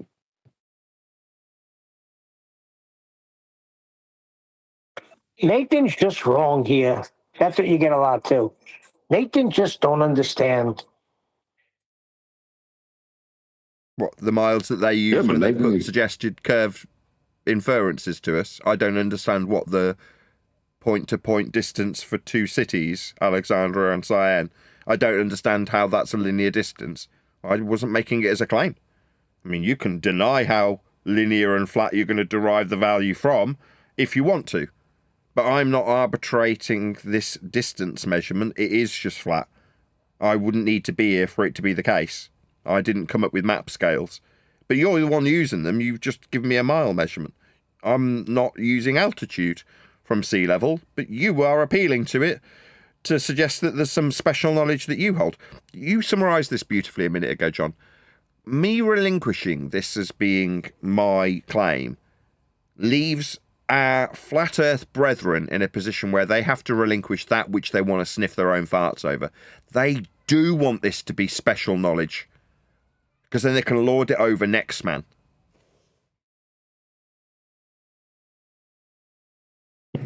Yep. Yeah, that's and why we the hate it. ballers want it to be special, claim to be special knowledge, so they can say that you're in a cult. It plays to both sides. Yep. These idiots think they know better than all of the, measurements of Earth that I didn't make? Suddenly the measurements that aren't being made by us are irrelevant, and it's only our special knowledge that we say we have of the flatness. Now, if nobody has any special knowledge of the flatness, actually, in reality, flat Earth are saying it's not a globe, then both sides can use the flat measurements without it ever getting mentioned. It's only the flat earther with this special knowledge of non-globeness that we will brace against, and in so doing, we can use the flat measurements to do it, and then discredit the individual. Nathan's just wrong. About what? I haven't made any claims recently. It's been quite some time since I've made any positive claims about anything. What's that? You're claiming an elevation angle? Whoa, whoa, whoa, whoa. I didn't make a claim about elevation angles. They are what they are. This on screen now, I didn't make this diagram. Diagrammatical examples of what an elevation angle is isn't my claim. That's just what they are. No, it's a Nathan Oakley claim that we need a flat plane for elevation angles. And if I can discredit you, you child-beating, wife-beating abuser of families, then we can carry on using this flat Earth angle measurement to mountains for Al-Biruni to derive radial values without anybody mentioning how flat we need this to be. But you using it, that's just outrageous. I'm not using it. I'm not Al-Biruni. I don't need Earth to be flat to measure mountain height. I don't need the surface level to be parallel. You said 69 per degree, 1 degree per 69 or 69. You said it, Nathan. It's latitude. Well, then you got a problem because the circumference then don't work out. Pi equals 2. The circumference that I haven't claimed that isn't mine that I'm not using as a suggestion of sphericity. That circumference. Absolutely. Oh, well, that's not my claim. Oh, right, but if I can take that which is being put to me to suggest sphericity and leans into its prerequisite flat Earth measurements used to make the claim, and me pointing out how to make the claim you need flat Earth prerequisites makes it my claim. And then you can get back to bracing against Nathan Oakley, the individual, and using flat Earth measurements without anybody mentioning them again. I keep saying it, and I'll say it again now, right? Those days are over. Every time you use a flat Earth measurement, people are going to start noticing. It's nothing to do with Nathan Oakley's measurements. I've never made any measurements of Earth's surface, ever. How can you claim they're mine? I've not made latitude measurements at 1 degree for every 69 statute miles. That's not my convention. How dare you? But you want it to be, so you can discredit me, the individual. Yeah, I know the game. Yeah, I've been doing it for quite some time. But you'll still use latitude, you'll still use perpendicular altitude, you'll still use linear measurements, you'll still use sea level to claim a ball. You'll still need Earth to be measured flat regardless of my involvement here. Like I keep saying, I'm inconsequential to these measurements. You are using flat. Yeah, and see, that's the whole thing. Because it's being laid out like this, they have to make it like it's a belief. Oh, so you just believe the Earth is flat, but you never personally measured it. So how can one say they know Earth is measured flat if they never took any measurements? You're just a believer. Well, stop giving me measurements then that are flat. It's like you want to use the flat measurements to suggest you've got a sphere and then infer that the flat measurements used to create a sphere mean it's not a belief. But when I say, okay, well, the flat measurements you've used to create a sphere that you say isn't a belief are flat measurements. No, they're beliefs! Well, you've just used them to suggest you've got a bloody sphere. What are you talking about?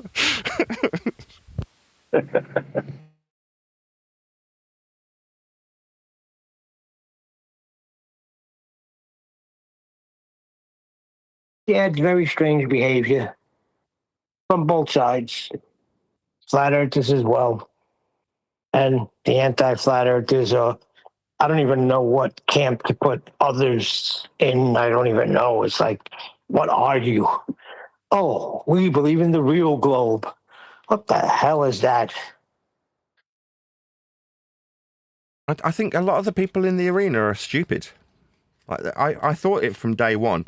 When I got here and Jesse Spots was talking about clone centres and Mandela effect, I'm like, my God, I've entered into a community of stupid people. And nothing much has changed. It's taking a long time. Well, you had to know that when they said they go with, what do you call it, consensus? Yeah. If people are going to follow consensus and consensus rules, then you're talking to a bunch of idiots. Yeah, but I was actually more referring to the fart-sniffing flat earthers, not necessarily the consensus-believing cucks of the globe. I was talking about flirfs. Right? It's taken a fair amount of time. Now, I can appreciate that certain logical consistencies that we had put forth in years gone by were complicated, and I empathised with the people on our own side that it would need some explaining. Like, you need to break down the logical consistency and show how it fails to make your point. And that can require a bit of cognition, it requires a bit of brain power. That's not the case anymore, right? If you can understand how Earth isn't curving, that's to say, the current rhetoric of flat earthers is to say how non-spherical the world is. But in order to claim how non-spherical the world is, you must first appreciate how things like linear distances work to suggest we've got an 8 inches per mile squared curve that you say we can't see. So there's no excuse. Either you didn't fundamentally understand your undoing of a globe, in which case you're just a parrot, and you deserve every bit of scorn and ridicule that I can possibly muster. Or you did, and like everybody else on this panel, you just didn't notice how flat you were using Earth to say it's a sphere to show how it doesn't work spherically. Now, once you recognise that, no, built within your argument to build a sphere to knock it down again were flat Earth measurements that were linear or perpendicular to planes, once you know that and have it pointed out, it should be a very short process between, oh, I see. So to suggest that we've got a distance to the oil rigs is to measure Earth flat immediately. Yes, it is. Right. Yeah, but I want to show how the distance is beyond the curve. What, the curve that's derived from a drop over the distance also? Yeah. Well, you need a flat measurement for that too. Well, okay, but if I ignore that flat measurement and the distance being a flat measurement, what if I then say it's beyond a curve because I've got it based on an assumption of a radial value at 39.59 that I assume? Well, your radial value's flat as well, isn't it? That's derived from flat measurements too. Well, can I ignore all of those? That's what you've got to do if you're a flatty / anti-baller. Now, in the moment, you've got to brace against your own so-called comprehension of what you were claiming to debunk when you sniffed your own farts and told yourself you were an intellectual superior entity to the people you were lording this over. If you actually did understand it, and you're hearing me say these words, you had to understand how flat and linear the measurement values pumped into the calculator were for you to then overcome the curve calculator after pumping them full of flat Earth measurements. If you lack that comprehension at this stage, you are just thick. And that's what I'm going to start saying to flatties. You don't understand how flat and linear the distance value being pumped in is. Okay? Then you're stupid. Now, this isn't complicated. This isn't a logical consistency. It's not modus tollens. You don't have to comprehend a long unpacking of a situation that's put into a scenario with distance measurements evaluated by way of begging the question proof of nothing perspective hijacking Earth curve calculator. The value that goes into that calculation is a flat measurement. If you're too stupid to get that, get the fuck away from me is my attitude from this point forth. Go away. You are too stupid to interact with me. Get lost. Go and talk about Mandela effect and free energy. Be a conspiratard. Away from me, because you're too stupid to be around me as far as I'm concerned. We're laying it out, right? We've broken it down for these people now. We've broken it down for them. There's no comprehension or cognition needed. It's very low mental expenditure to understand what I'm putting down. Wouldn't you all agree? It doesn't take much brain processing to understand, right, the miles are just flat then, when I put them into this calculation that I'm doing. I agree. Very basic. That's what's the frustrating part of it all. The frustrating part is the people around us are dumb. Like I say, I've known that from day one, from seeing Jesse Spots talking about Taylor Swift being a clone and the world's timeline being changed based on pseudo-Riemannian space-time geometry expanded out into string theory and parallel universes with alterations to timelines. You're like, you bunch of retards. That's how I felt from day one. Now we're at the point where, no, we've got a very basic non-argument, just a principle in axiom that you've been using anyway. And if you don't understand that, you're just thick. Get lost. Okay, when we went into what was it, worldwide debate the other day? What were they talking about? Birth certificates and the money system. Yeah, that was This is what you hilarious. got. So I was told, no, we need to keep this room clear for open debate. We are having open debate about how Earth's measured flat. Yeah, but we need to give you a room with a mute button and controls and moderation. Like, let me get this straight. This room is free to have a discussion about whether or not we can monetize our birth certificates. But when I talk about how flat and linear my opponents are asking me about their measurements, claim to prove sphericity, are actually flat, that needs putting into a different room. Okay.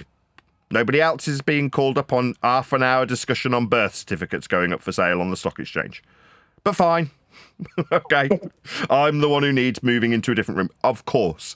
Linear mile measurements, very controversial. Birth certificate sales, yeah, that's perfectly reasonable. That's how it's been from day one, by the way. What's that? You want to talk about Earth being flat? No, you stupid flat earther. Talk about the Mandela effect. Talk about free man on the land. That's what you need to be talking about. What's wrong with you? You know that there's clone centres. Not only are you got to be put in another room, but you're a demon on top of that if you talk about measurements. I think Glenn wants to say something. Hey up. I have another proposition, Nathan. Would you appear in McLovin, just turn up and like you've been wanting a new platform? I'm here. Would you turn up to McLovin's for a price out of the blue? Yeah, I'm a total whore. I can't believe you even asked that, Glenn. I think that could be quite fun. I think we'll have to have a bit of discussion about that. But Hey, Lynn. it would be better if you just appeared and they never got word of it, that they weren't expecting it. So I don't know if there's anyone listening in Discord that's going to pass the message on. That would spoil it, like. That means mum's the word, people in Discord. I'll find out who's who now. Now, hold on a second. This is important. I will find out who is who right now because I know everybody that's in G Plus and I know everybody that's in Discord. So this should not leave this room. I got you all freaking marked who's who. And I will find out if this gets back to freaking whoever his name is, McLovin. What was that, John? Sorry? Yeah, Lynn, I was going to say, we ought to start bringing it up on the show and like get a list of places for Nathan to go and then do like a poll with allowing them to super chat their vote for where they want him to go. And then to maybe do like a GoFundMe to get him. That way you ain't footing the whole bill, you know? And it would be a way for the audience to participate and Nathan get money. Good idea. I don't mind on this occasion.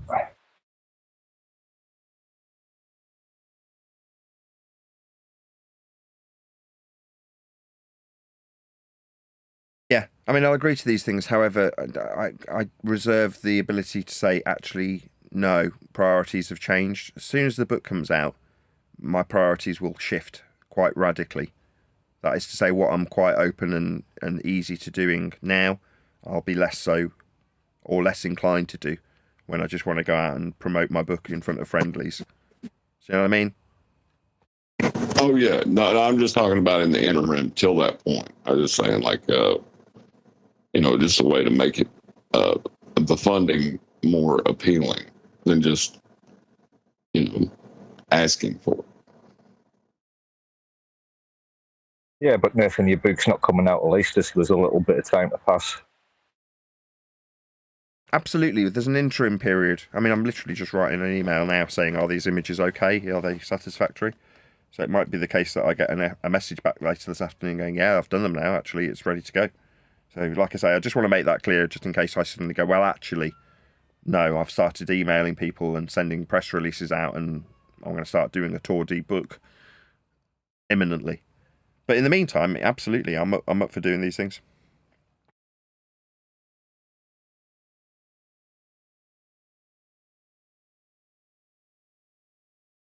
tell you what, it is comedy gold when you do it. Like, I ain't kidding you. Monty Python eats your heart out.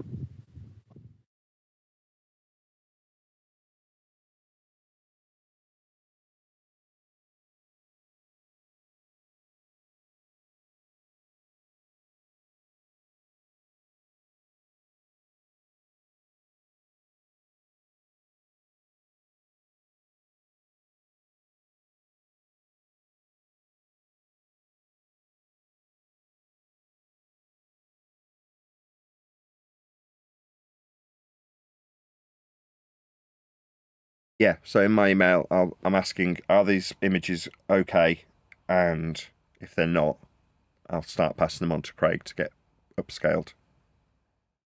But I sent him them on Friday and Saturday and I haven't heard back. And I know it's only been a couple of days, but I will actually chase him to say, have you received them? Are they any good?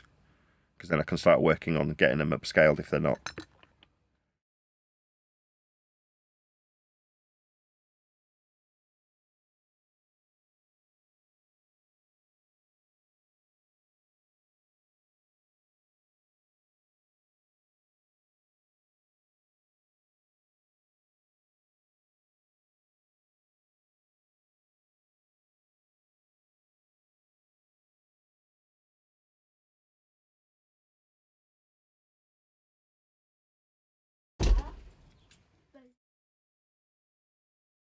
Right, is it going to be a very short after show?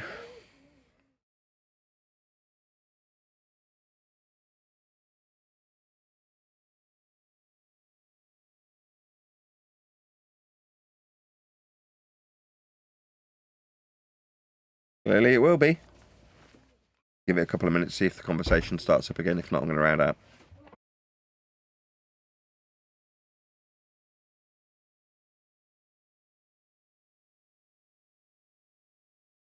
Oh, guys, seriously.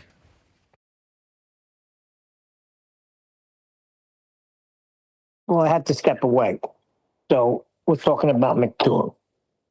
For those that don't know who McLovin is, we try not to say his name because they keep a record of how many times we say their name.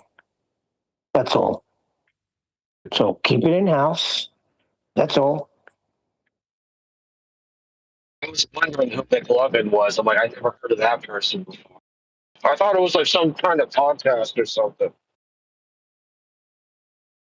I don't know, Vaxi, but you've been alleged to be shit stirring. You hear the live show? I haven't been shit stirring. I've only been up for like an hour. My fault, Neil. Baxi does. Hold on. He doesn't stir shit. He just don't know how to mind his business.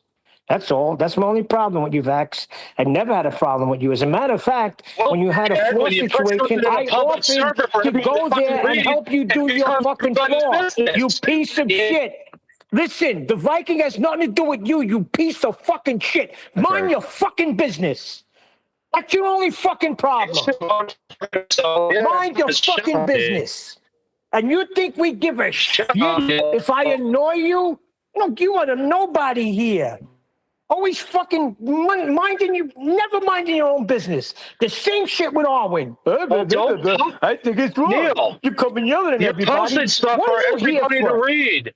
Vaxi, what are you here for, You posted it for everyone to read. What are you here for? Who is the Viking to you? Do you even know what transpired? No, you just came in with your dumbass self sticking your nose in where it don't belong. Mind your fucking business. Yeah, well, you're calling my friends Ethereum and Devtards, man. I don't understand why you label him like that. No, I did not. And then you wanted to bully him for not being seen? No, I did not. Because he doesn't like the voice text and you got an issue with that? Your information is wrong, okay? Your information, you think I'm going to listen to anything Bev and fucking Edibear say? Anybody here knows that is the most retarded thing anybody could say. You're talking out of your ass. You were just a yappy little chihuahua, bro. You're an angry, tiny little man. That's all your problem is. Vax. Mind your business. Well, then don't post stuff for me to read it. Don't post stuff for me to read it then where I can have an opinion on something you posted publicly, you fucking retard. No. You stuck your fucking nose in there, asshole. You stuck your nose in there. Yeah, because I'm like, why you... Yeah, because I was confused why you were accusing Viking of that shit. I wasn't accusing Viking of nothing. Do you know the message he sent me? Do you know the message that he sent me in freaking Master B? No, you don't, because you're not in Master B, and you never will be. I just saw what was publicly available, and you got upset. Sorry. You got to beef with me. You talk to me. You send me a private message. You don't blast it on Master B. Okay? I don't do it to anybody else. Master B, dick face. I wouldn't want to be in that shit anyway. That's the point. You see, that's the point. You don't even know what message he sent in Master B to me. You don't even know that. How would I know what's going on in Master B? I don't even know what Master B is, dude. Exactly. So mind your fucking business. I was just replying to what he posted in a Bizarro world. You don't know what he said to me in Master B because you're not in Master B. But you take offense from me attacking going after him. Dude. No wonder your kids make fun of you at the dinner table. That's the only problem with you. You don't mind your fucking business. Shut up. Mind it, Vaxie. Shut up. No, you shut the fuck up. You don't tell me what to do, kid. Yeah, the chihuahua's fucking barking now. Shut up, Neil. Fucking little bitch. You're barking because you're a chihuahua. What are you doing here? Oh, that's another thing. He hasn't been coming around, Nathan, because he can't bear to hear what I say. I sound like an idiot. So get the fuck out here. You think we give a shit if you're here or you're not? Don't fucking argue with me. Oh, yeah, Neil, you're the reason why I stopped going on Discord. How the freaking, the fucking Celestials don't obey our geometry. Go ahead, go over there. Go discuss that with two You're of not that important to me, Neil. And what the fuck you getting involved for? Why do you gotta fucking stand up for somebody? He stand up for himself. What the fuck you got to do with it? I was just defending my friend, someone who's helped me more than you ever have with this topic. You never even someone who I think is way smarter than you are in regards to this topic. Fuck out of here. I mean, shit, Neil. Actually, all you do is sit in the background and go, that's correct. Vaxie, mind your fucking business. You asked for this, Nathan. Mind your business, Vax. Just mind your business. There's no X in the word ask, moron. I didn't ask shit, so shut up. You shut the fuck up.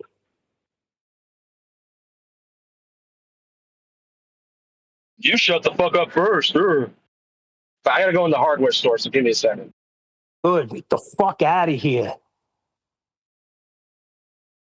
No, I won't. I gotta give Eli credit. Eli pinned him out a long time ago, and I fucking said no way. He was a fucking 100% right about this cat. Oh yeah, just like when Jedi told you that if you face north and turn 180 degrees, you won't be facing south. And you're so fucking stupid and a low IQ, you started drooling all over yourself and believed them. Because you're a fucking idiot that can't figure out 180 degrees in a straight line. You dumb fuck. Show me, Vax. Pull that out and show me. And show me where I fucking said that, you jerk off.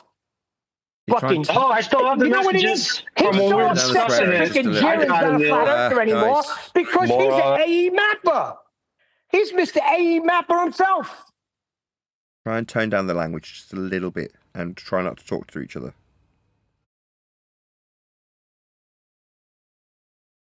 Thank you. I didn't mean to be shouting the whole time. I was just in my car, so I wasn't sure how loud my background noise was. Sorry. We can hear you perfectly fine.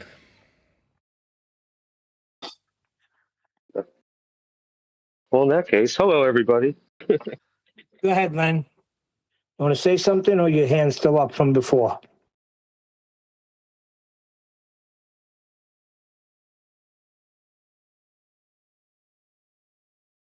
I've loaded it. Yeah, I haven't put it down, sorry.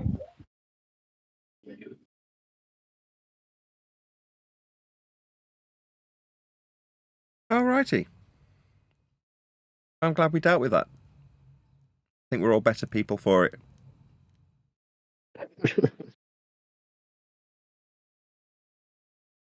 Oh, except for Neil, he's not.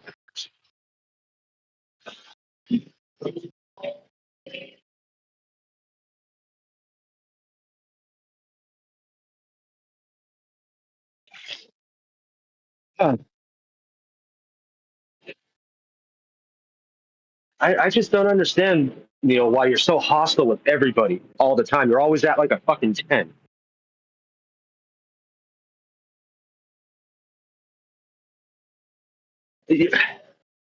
Like I said, man, it's like sometimes I feel like you're a chihuahua sitting on the couch and you nip everybody that Nathan, walks did you past in the just living. not say try not to talk to each other? Not trying to. Vaxi, Not listen, trying to. Vaxi, okay. I'll settle this right now. Vaxi, I will fucking text you my address, okay? And then we Oh can talk my man to God, man. no. Face to Neil, face, don't we can embarrass talk it out. yourself. You're being stupid. Face to face, we can talk it out because I got no tolerance for assholes like you. You're just trying to get under my fucking skin, and you are succeeding because you're a fucking blowjob. That's all there is to it. Is that an insult? Because I'm a blowjob. That's the best insult I've ever heard.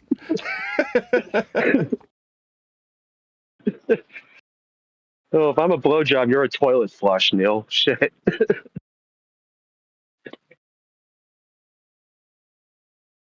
Here's the thing, Nathan. Here's the thing.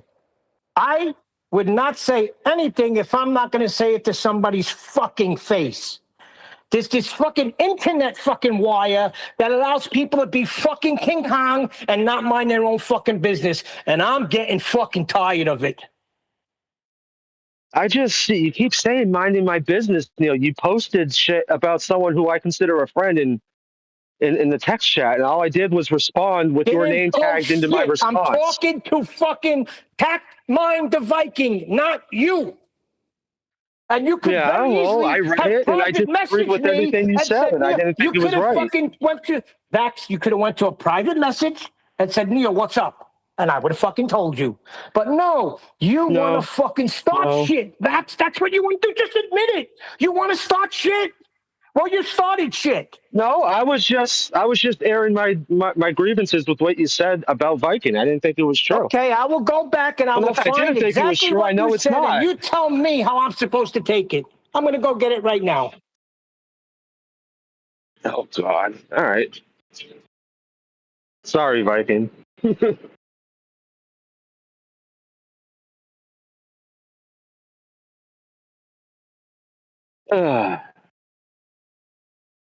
Good Lord. Wow, this is a beautiful bird to have. How much is it? $139? I don't think so.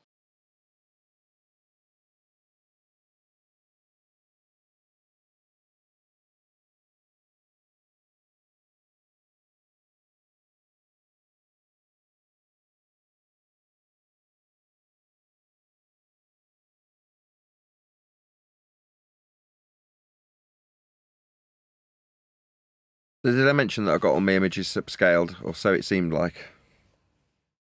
I used something called Firefly Adobe, like a free online upscaler. Hopefully it's of a high enough quality, and that's the end of the process for editing this stupid book. Not that the book's stupid, but the editing process is feeling a bit stupid. Like it's taking a long time.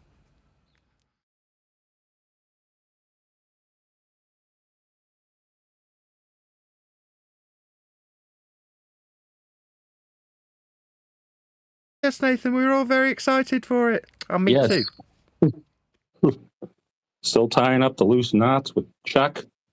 Yeah, it's taking a long time though. When it's something under my control, I can just get on with it. When you relinquish control to someone else, everything seems to be taking a long time. Or it feels like it. Yeah, we all just be patient. It'll come to pass. Yes, it'll come out when it comes out.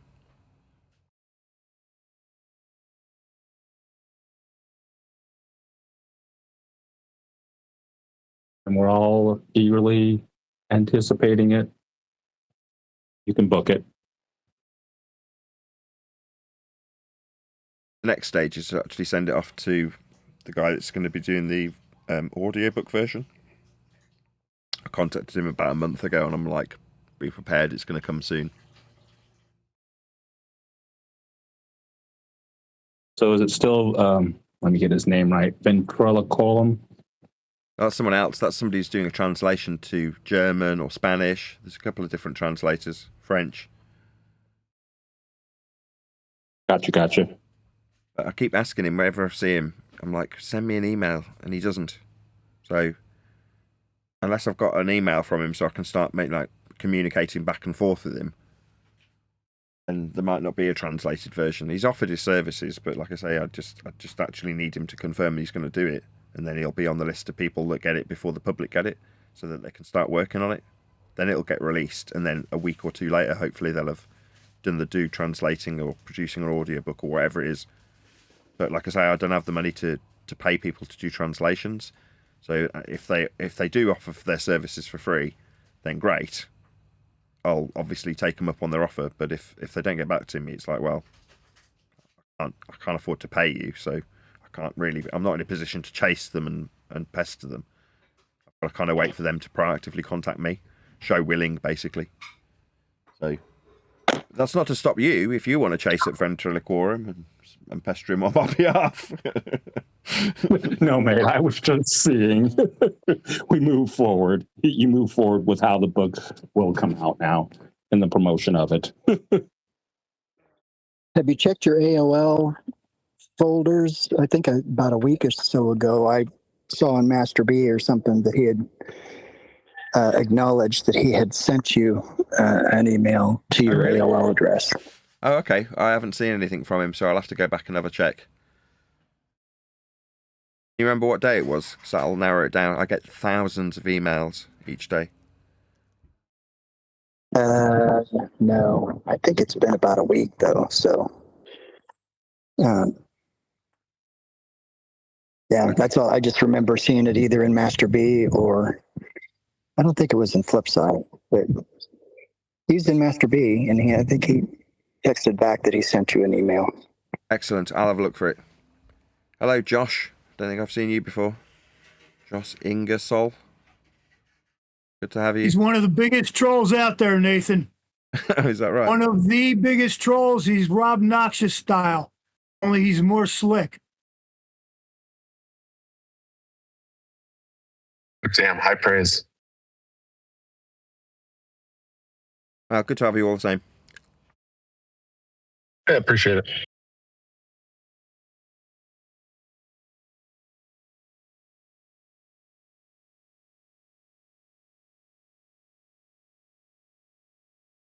Very difficult to troll here these days. This is true, because I know them all.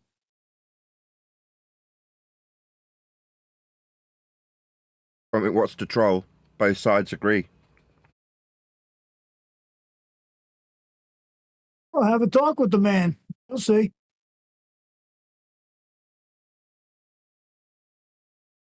Honestly, I just have heard a ton about Nathan and haven't actually been in this room before, so interested in listening.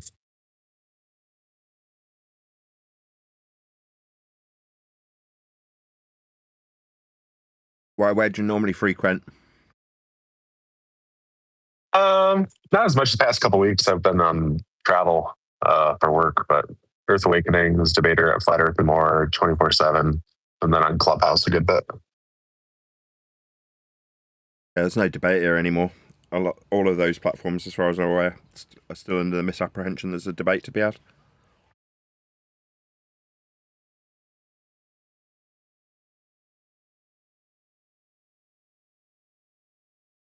Yeah.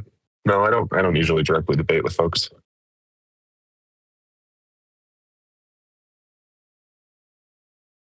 Like I say, there isn't one. Not anymore.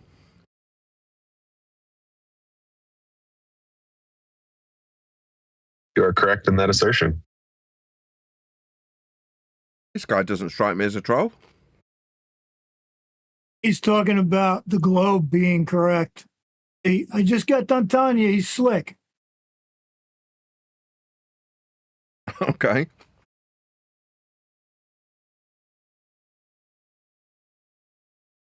Yes, he believes it's the globe, 100%. You'll find out by talking to him more. There's only two different types of people who believe in the globe.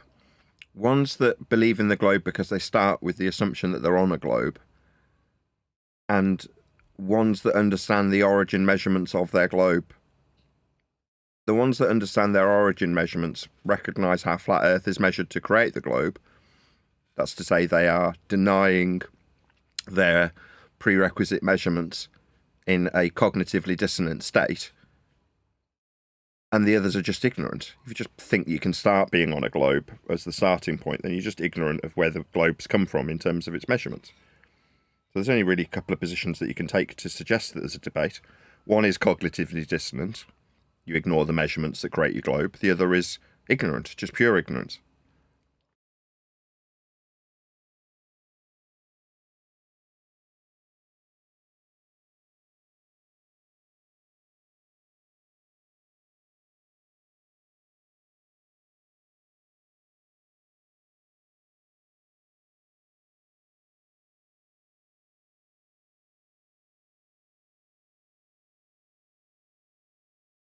Yeah, Earth's measured flat. Earth's flat.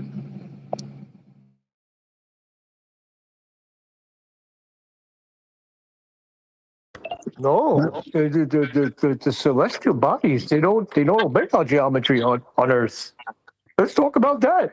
Come on, dude. Let's talk about that, dude. When you talk about celestial bodies, then you're referring to it in a system that's been derived from flat Earth measurements, right?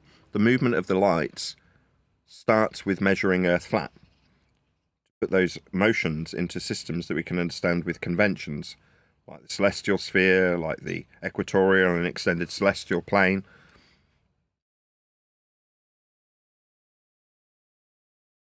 Like I say, there's a certain type of person that understands how flat Earth is measured to create a globe, and there's others who are just ignorant. See, you could take that there. Hold on. You could take that to that level, right? Other people can't and get made to look like fools.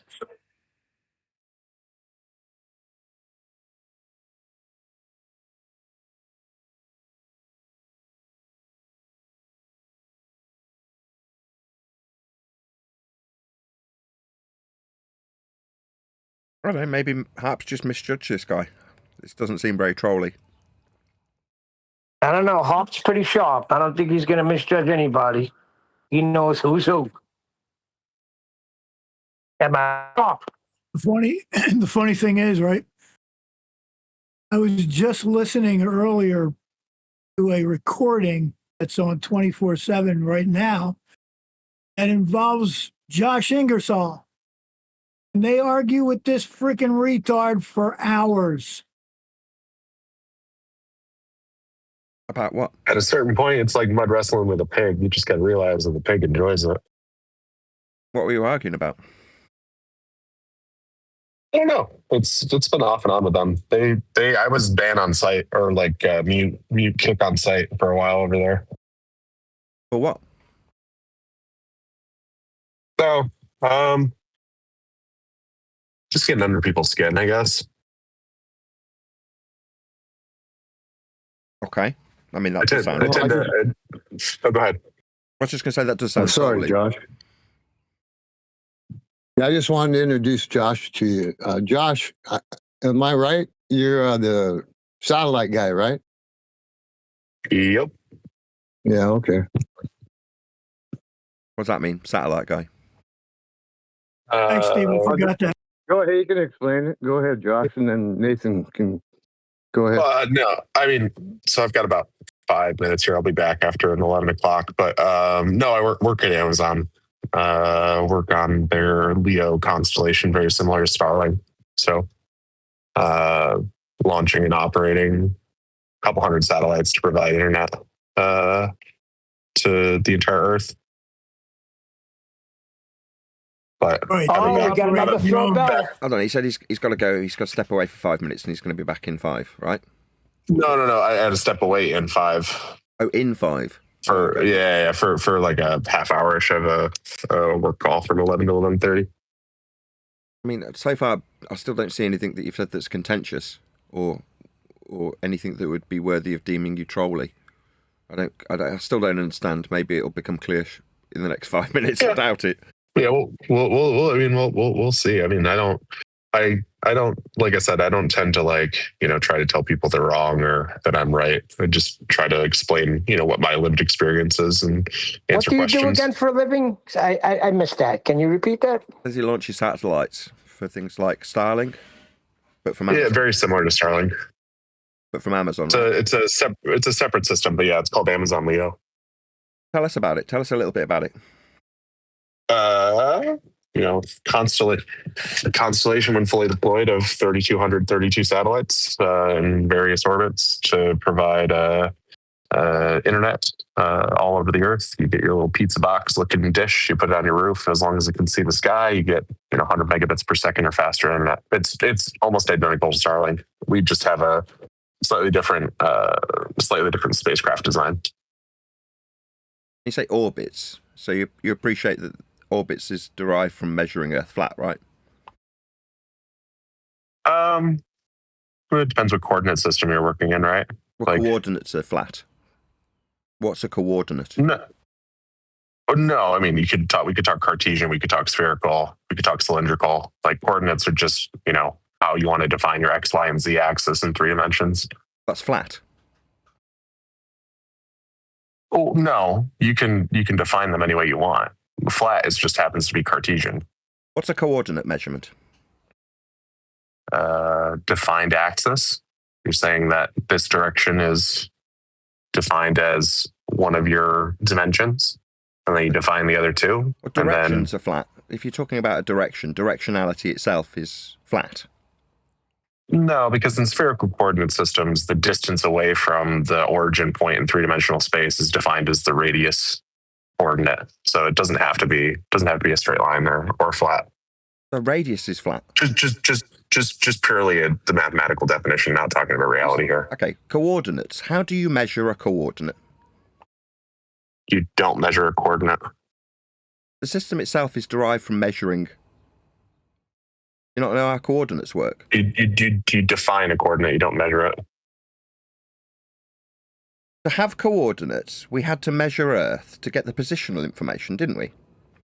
No, you just say that direction is X, that direction's Y, that direction's Z. I'm talking about the pure mathematical definition here. I'm not talking about reality. Yeah, directions. I've said this already. Direction itself, is an azimuthal derivative. Do you know what azimuth means when you describe directionality? Yeah, but you define if you're going to go based off of azimuth, you had to define something as 0, right? But you're not measuring 0. You say north is 0. Is there another system of directionality? No, I'm basically saying that just the flat even one, if you're claiming that it's based off of an azimuthal direction, that it would be you're still defining the 0 point. Yeah, not measuring it. Flat. So there's only the flat directionality then. When you appeal to directionality, it is degrees from north. Flat. You understand that? No. Sorry, I'll ask again. Is there another type of directionality? Yeah, I just talked to you about Cartesian versus cylindrical versus spherical. You can define a coordinate system in 3-dimensional space however you like. So what's a coordinate? A direction. Directions are flat. What's a coordinate? It's an axis. It's a it's a direction. And what are they given in? It's unitless. It's just or you can define it as a vector. So it could be unitless, because it would be the unit vector would be a magnitude of 1. Yeah, no units. Sorry. So you don't think coordinates are given in degrees then? In a mathematical sense, no. So when you describe a coordinate, you don't think you're describing it with degrees of latitude and longitude? No, that's a measurement within a coordinate system that's defined by latitude and longitude, right? So coordinates. I'm saying that. So coordinates. I'm saying. Yeah, coordinates. No. I'm just saying that if you're going to propose latitude and longitude, why is 0 at coordinates? Through Greenwich Mean Time? That's what coordinate is. Like why? Yeah, that's what coordinate is. Disagree. So you don't think coordinates are latitude and longitude? You're a moron. No, I'm saying that that's one definition of them. I'm saying the one I'm describing right now is the definition of what they are. No, there's multiple. I mean, you can claim to do that one if you'd like. Well, that's what they are. That's what a coordinate is. No. polar coordinates, Cartesian coordinates, latitude, longitude. You can define the same point in 3D space as however many ways you like to do it. Like if you want to pick your favorite flavor of coordinate system, that's fine. Okay. But again, we get back to like, how do you define zero in that system? And then that's arbitrary because it's not something you measure, it's something you set.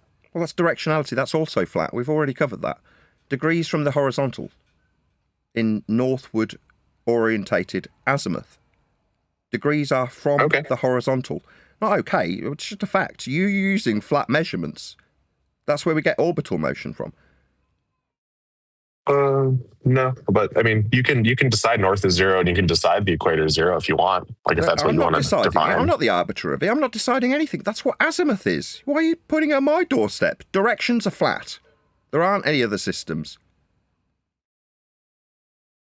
Yeah, again, you're just picking your favorite flavor and it's, give me it's a different direction zero system. value. Okay, if you're suggesting that we have got another system that's not flat degrees from north, give me that other system for directionality. What's it called?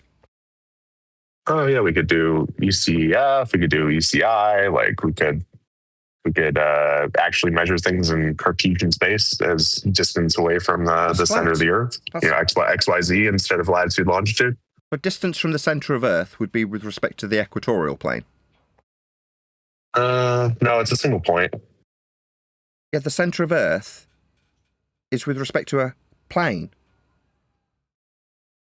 Not my understanding of it. Okay, we'll go with UC. What was it? UCEF, you say? UCEF, Earth-centered, Earth-fixed.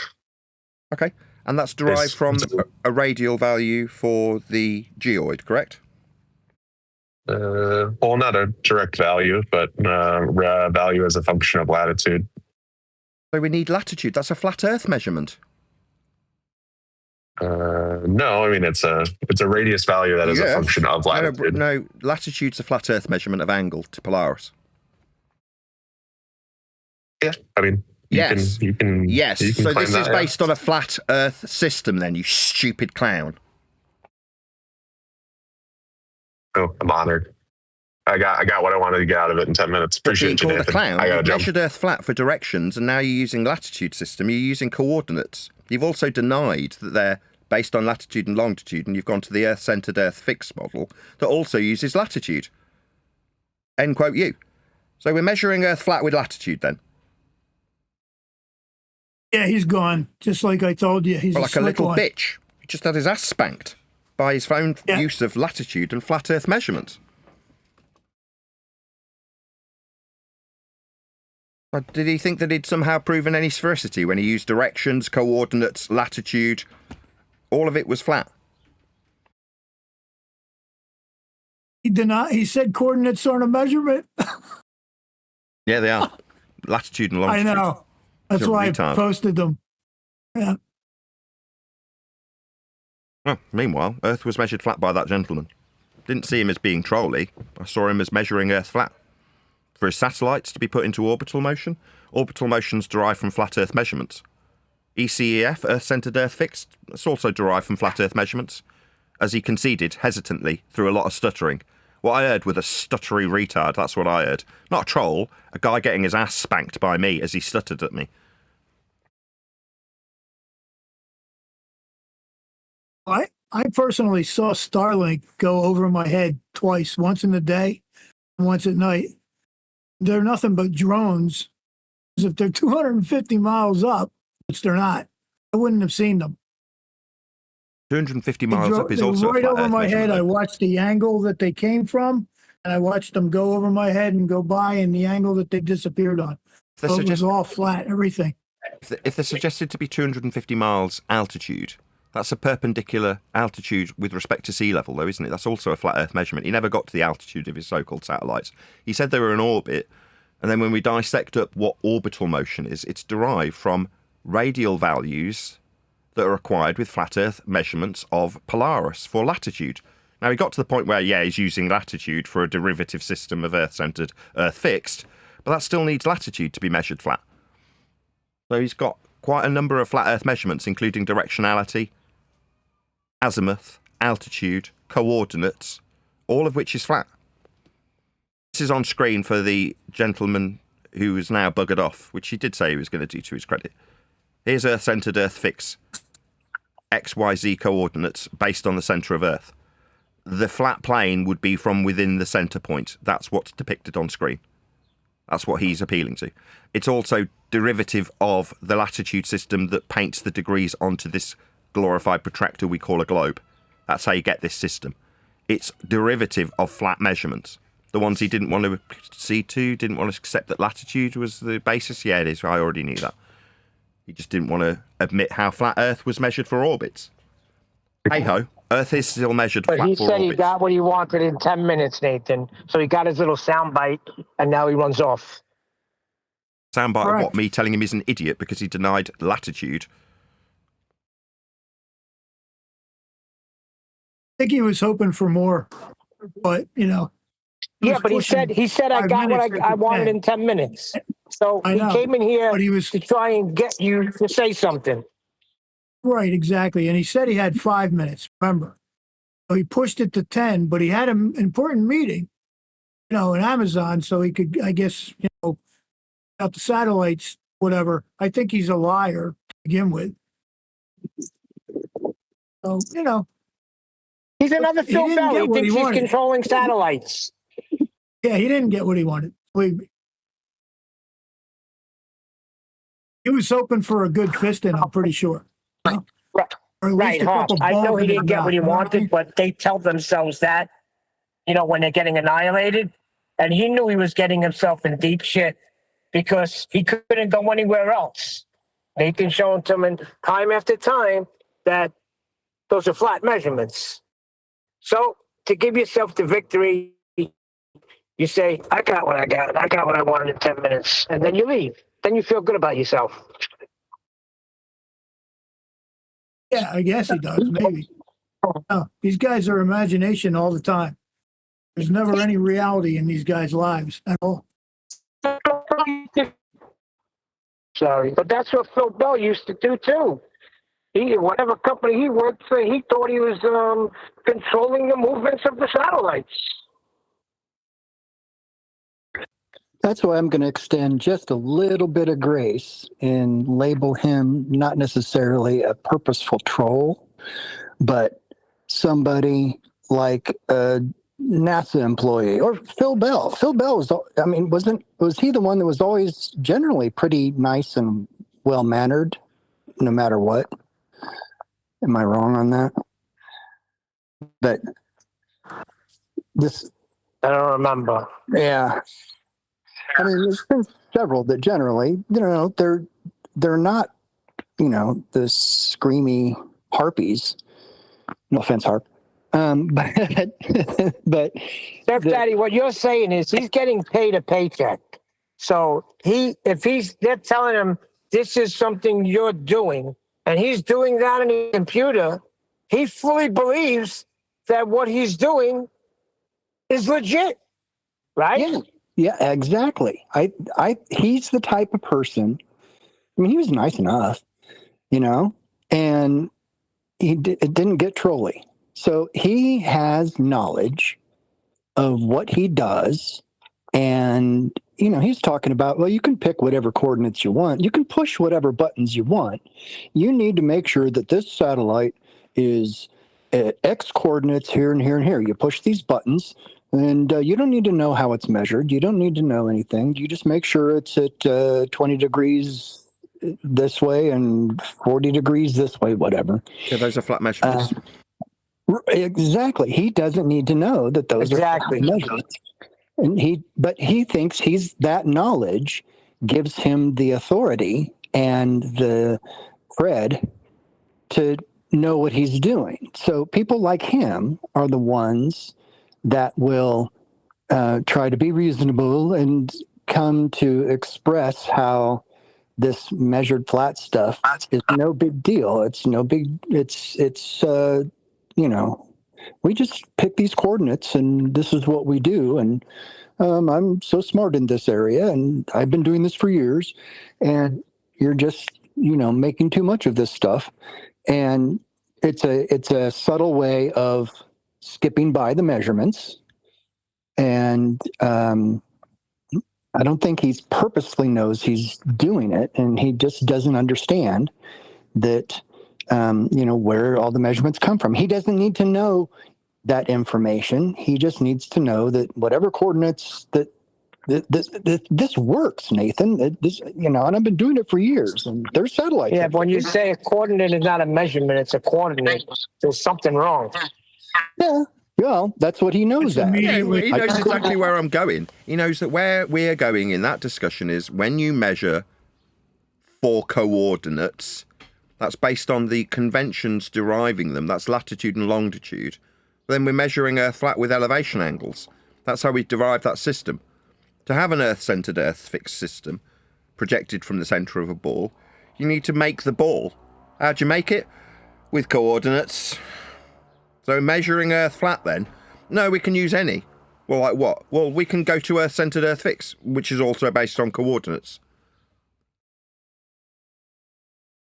Yeah, and he mixed they add this extra layer of slop on top of the flat Earth measurements. Like that's going to somehow distract from the origins of these systems. No, they're all flat Earth-derived systems. There are no exceptions.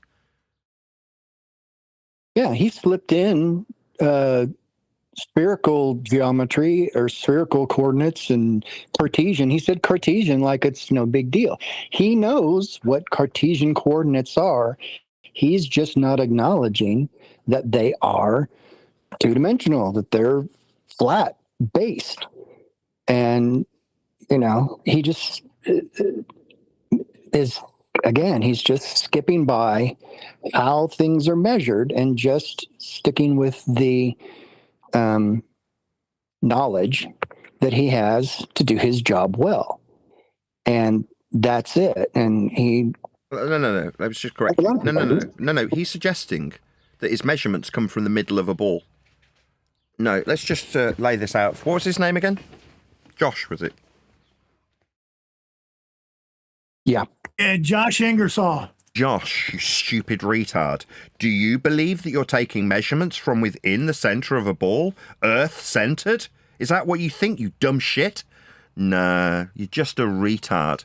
Nobody's measuring anything from inside a ball that you've derived from conventions of coordinate measurements.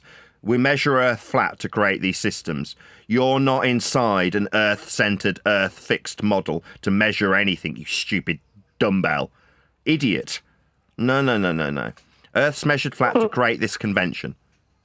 The convention's created with latitude and longitude. And they are measured flat in the first instance. Well, he did say he doesn't need the equatorial plane. It's a point, Nathan. Just a point. Yeah, the center point that he's going to derive all of his movements of his suggested altitudes from sea level are comporting to in an orbital motion. I heard him. Orbits, he said. Orbits is derived from flat Earth measurements.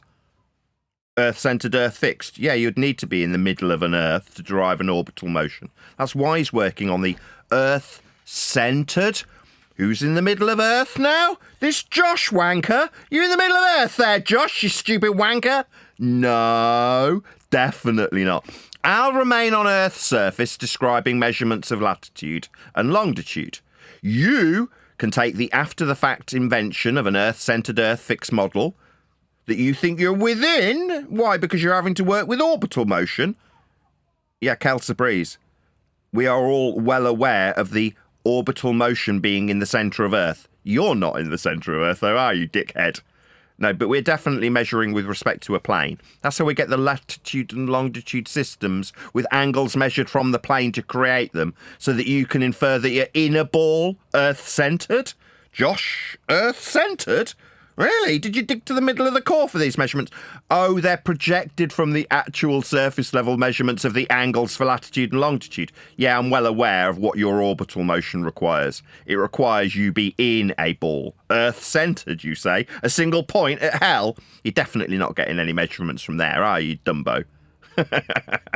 Let me know how they taste, Josh. You're not much of a troll. In fact, I would say you're a bit of a pushover. Like a very easy target to immediately utilise your own suggestion of orbital motion. Oh, elliptical orbital motion comes from flat Earth measurements. So do the coordinates you appeal to, you dumb shit. Remember when you asked him why he gets thrown out, right? And he said, probably for getting on people's nerves, mostly. It's what he does. Well, in his Tries mind, to get on your nerves. in his mind, he can pick where he takes his measurements from. Oh, really? Oh, so you can pick Earth-centered as a mode of measurement, can you?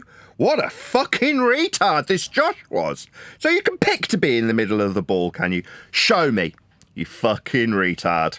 Oh, what's that? You can't cope with being in a ball? Oh, right, you have to create that convention from other measurements. Yeah, I know. Yeah, we're well aware of how flat Earth gets measured for you to believe you're in a ball. Josh can't just pick where he's going to be to suggest he's got orbital motions. Notice how what I say over the last couple of weeks is now coming to a head with this clown. What's that? We have to be in a ball, do we? Have to be Earth-centered? No, you're never going to be Earth-centered, Josh. What kind of fucking retard thinks they're inside a ball measuring stuff? Are you really that fucking dim-witted? Did you think you were inside a ball there, Josh? What a crackhead.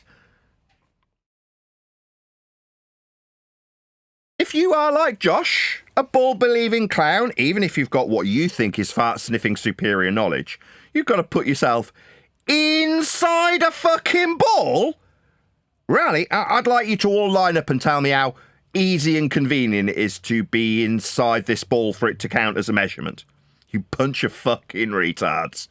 Yeah? Josh is the first line of dumb fucks who've come along to suggest that I can pick and choose where I measure Earth from. Today I'm going to be in hell! At the centre of the core, I assume, based on a radial value that's flat and measured with surface level angle measurements to the stars. For things like latitude and longitude. I can pick not to use the flat Earth measurements this system that I'm going to put myself in works with. And what do you know, Josh? I've got diagrammatical examples of your Earth-centered Earth-fixed model that rotate on a daily basis for a live audience. Here it is right now. What do you know? Are you inside this ball, you dumb fuck retard? Is that what you thought because Amazon told you that you could be Earth-centered? Did Amazon tell you that's where you get your measurements from, you fucking clown? No, you're definitely not inside any balls. You stupid man. Inside a ball? What kind of fucking retard thinks they're inside a ball? I mean, seriously. We're not. But that convention's derived from being on a plane and measuring a glorified protractor so you can describe latitude for coordinates with respect to the plane that you measured to create them. Earth's measured flat for this dumb shit to believe he's putting things in orbital motion when he's in a ball! You're in a ball, are you, Josh? You stupid shithead. You didn't last 5 minutes here before you measured Earth flat for orbits. I would offer that he might say that he doesn't have to be in a ball. Those measurements were made thousands of years ago, and we've always known these measurements. Yeah, they're flat. And yeah, and that's that. And then he goes about his life thinking that you're just wackaloon, because we've known all that stuff. That type of person might be the kind of person that should be pointed to a certain book if he doesn't understand that stuff. No, I don't think so. I mean, in this Or just case, this Josh guy, institutionalized. he strikes me as a retard. Like, this guy has told me we can pick how we get our measurements. And in this particular instance, he's decided to pick being inside a ball. Now, I'm just going to call it like it is. That makes you a fucking retard. If you think you're in a ball because you've got lights that you think are moving around you at the center point that you've decided to put yourself in for measurement, you cannot measure from inside a ball. You're just too stupid to understand, Jay. Yeah, what was his name again? Josh. You're just too stupid to understand. You think you can be in a ball, do you? Well, I'm here to tell you. This might be a bit of a shock. Brace yourself, Josh. You're just a fucking retard. You're not inside a ball, mate, okay? Now, you can come back and say, Nathan's wrong when I say I can pick being inside the ball Earth-centered, Earth-fixed. And Nathan says, no, you're just a fucking retard, end quote, Nathan Oakley. Nathan's wrong. I'm inside this ball. See where latitude terminates inside the ball? Yeah, this is the Earth-centered, Earth-fixed description of measuring angles with respect to the equatorial plane so you can describe the Cartesian system XYZ with a ball wrapped around you. Now, that's a glorified protractor, my friend. You can't be inside a solid ball Earth that's been reified from the coordinate measurements you took. That's not a possibility. Idiot. Nathan, theoretically, he gets his measurements and he's in the center. He's not saying he's in the center. Oh, I see. Personally. Theoretically, like spastic vision. I see. In spastic vision, you can be inside a ball, can you, Josh? That just makes you a wanker. Like a fantasist wanker who thinks he's inside solid rock, making measurements of ball movements to describe elliptical motion of satellites. Now, my friend, your satellites have got measurements. They're from surface level. Sea level is the altitude measurement. 250 miles, you say? What, from sea level? Yeah, that'll be a perpendicular altitude measurement. What's that? Moving in elliptical motion tracked with flat Earth coordinates off flat Earth Cartesian planes. Yeah, we know Earth's measured flat to create these systems. But you can pick to be inside a ball, you fucking weirdo. Now, you're just nuts. All of you are. You dumb fuck retard ball believing cucks think you're inside a ball measuring this star latitude angle from within a fucking ball. And you're just retards, and I'm here to tell you. Facts. You're dumb as shit. That Josh guy was a fucking retard. Yeah, it works for Amazon. Well, do they pay him to be inside this fucking ball? No, he's just a fucking retard. That's all there is to it. So basically, you're saying all your measurements are coming from the surface of the Earth, you moron. No one's in the center of the Earth. Yeah, or to put it another way, Josh, you fucking spastic. You're not Earth-centered, you stupid dimwit. Did Amazon tell you you were Earth-centered? Well, Amazon are fucking wrong. Yeah? Your Starlink that you're putting up isn't with respect to a centre of any ball that you're measuring, you dumb shit retard globe cuck. He's Earth-surfaced. I think he meant to say he's Earth-surfaced. No, he said Earth-centered. ECEF. Earth-centered, Earth-fixed. Like what, these diagrammatical examples? Do you like I played dumb? what was this? ECEF, you say? You dumb shit. People don't pay attention to the diagrams that go by on screen on a daily basis, do they? They do not even look. And if they do, it's not registering, Nathan. Well, it's all right. It means that while I'm literally as live, I can say, wow, dumb, fuck, Josh, you thought you were inside this here fucking ball, did you? Well, that just makes you a wanker. Now, you're not measuring from in within a ball, it just makes you a fucking retard. And I'm here to point that out. Did you get what you want, me calling you a fucking retard? Is that what you wanted? To be demeaned and chastised for your stupidity? Because you thought you were inside a ball? What kind of fucking retard thinks that? Oh, Josh, the dumb shit. Why? Well, Amazon told him. That's why. Josh, we need you to believe you're inside a ball, okay? We'll pay you. Okay! I can believe!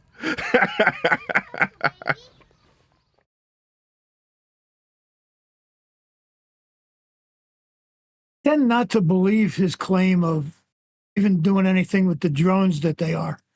Because he has a YouTube channel and he mentions nothing about how important he is. Just shit about being in a fucking glee club at Georgia Tech. You know what club?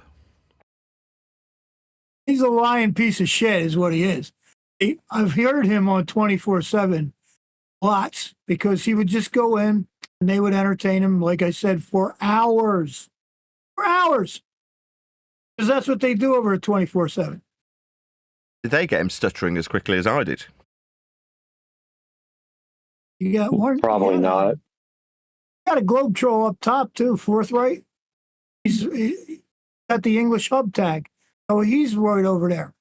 They were just asking me yesterday, can you name some trolls that we haven't thrown out of here within 2 weeks? And they're popping up left and right. It's funny because this was yesterday. And now they're coming out of the woodwork. The very trolls that are over there for way more than 2 weeks. Don't feel like that last guy trolled us. I feel like every single example of every baller that's come our way in the last year, they come and immediately hand me flat earth measurements on a silver platter. Immediately. But they're still trolls. Oh, I didn't hear him trolling. I heard him stuttering. He immediately started stuttering. Did anybody else pick up on that? Was it just me? Listen to him on the replays, stuttering away. No, we heard him. He was choosing his words carefully, but stuttering. You shouldn't need to choose any words carefully. What I care agree. needs when you're just describing Earth measurements? There's no care needed. When I describe latitude, it's just an angle measurement from a flat plane. Longitude, just an angle measurement from a plane, derived into a system that you can then convert to an Earth-centered system, and then believe that you're inside a ball. I mean, you can do that. We understand how it's working functionally with a flat plane measurement, though. Yeah, because you're telling it like it is. His system works on the surface of a globe. No, it doesn't. No, it doesn't. But he has to choose his words carefully. No, stop. You're wrong. Earth-centered. Did you not hear him? I know that. Centered. Earth fixed. That's not on a ball, is it? But to him it is. No, but it literally is. In the ball, Neil. In a ball? No, he's a dumb fuck if he thinks he's inside a ball. Yeah, what a but fucking to crackhead. them, their measurements are on the surface. I went through They're this not. with them. They start from in the ball, but then they tell you they're from the surface. No, they've plot the coordinates on a map that's painted onto the protractor with coordinate lines with degrees written on them. When you see the latitude system on a ball, you see the degree measurement. It even looks like a frickin' protractor so that you can describe it Earth-centered from a single point. What, the single point that projects out all of the latitude degrees on a nice, pretty picture of a map? Inside a ball? Yeah, we know. Your orbital motions derive from a flat plane measurement to create a radius to have a ball to be within at a single point. Facts. Earth's measured flat for this dumb fuck to believe that he's inside something when he's making measurements. He's not. He is definitely on a plane, though, describing the latitude degrees for his coordinates that he stuttered about. Right. That's why he's got to choose his words carefully. Because if he doesn't, he's going to acknowledge that he's standing on a plane. Well, he just is regardless. It doesn't matter if we get Josh the dumb fuck, Amazon employee, to admit that he stood on a plane when he's Earth-centered with respect to a plane in his own very system that's derived from Earth radial values that are measured flat also. How are you Earth-centered? Centered, you say? Where did you get the notion of being central? Central to what? Oh, a radial value that was measured flat also? For you to believe you're in a fucking ball, you dumb shit. Why is he in a ball? Why is he immediately taking me to his Earth-centered, Earth-fixed? Because I've gone, yeah, you think you're in an orbital motion with these items you're sticking up perpendicular to a plane at altitude.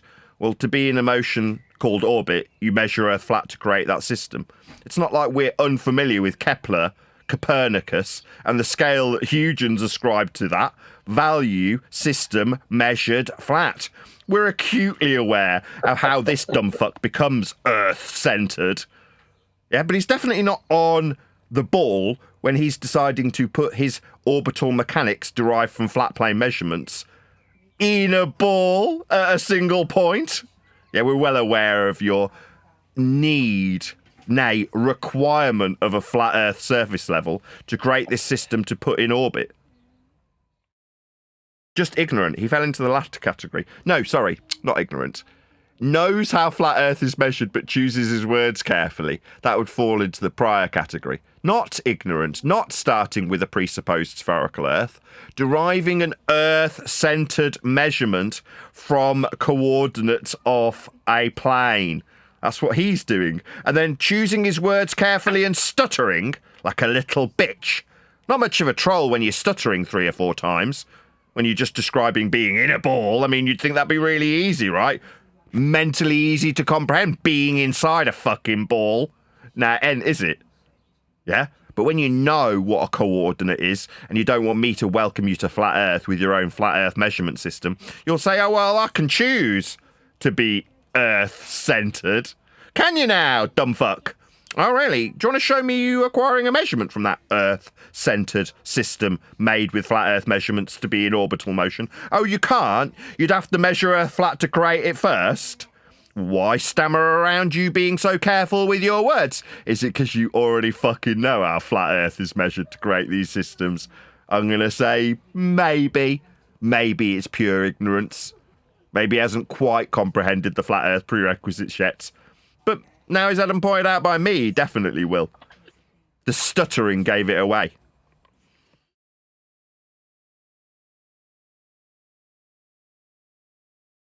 It's a tell. Whenever you hear them stammering and stuttering around trying to give a response, you know damn well that they're trying to avoid utilisation of flat plane prerequisites that they've been asked about.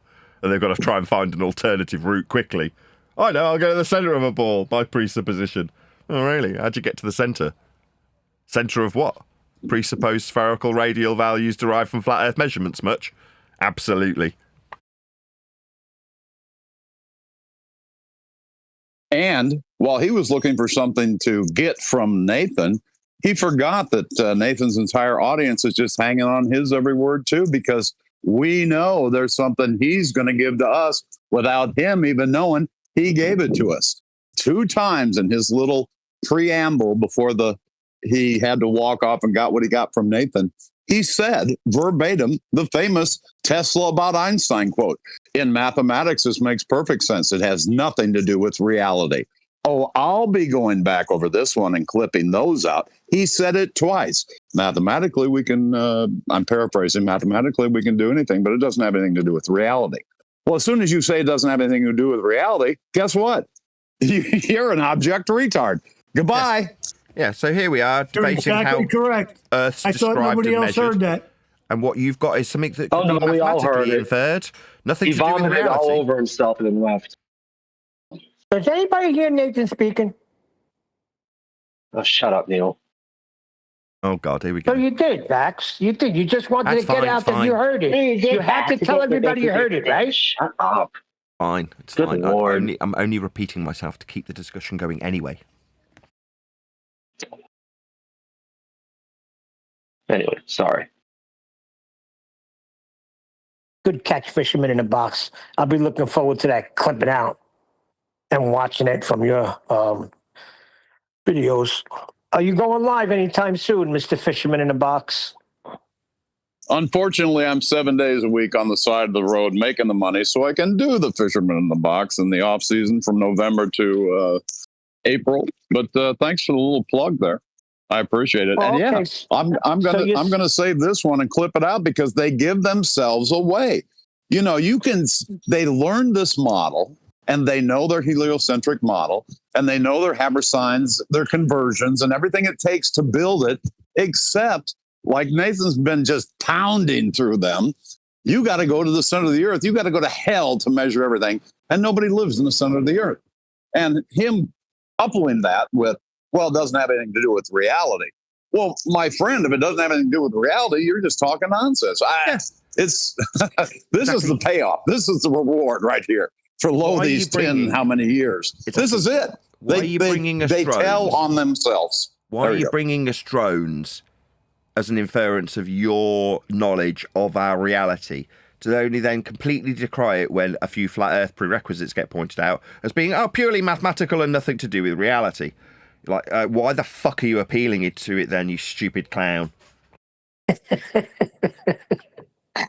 Amen. And when he uses this technology thing like he's some sort of intellectual supremacist, which he's not.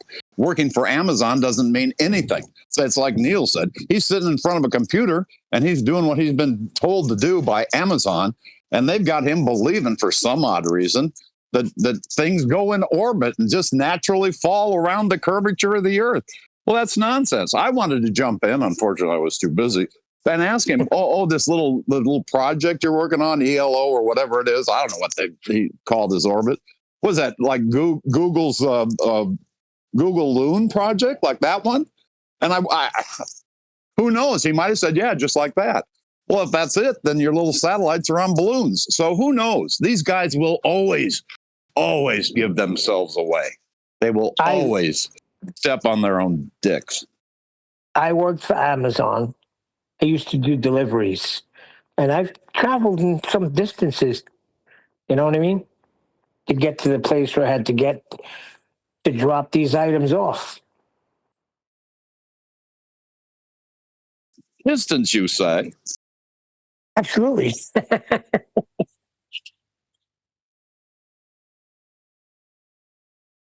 See, he's working for Amazon in some like computer program. But when I did, I was on the real Earth doing the real deliveries and traveling distances on the surface of the Earth.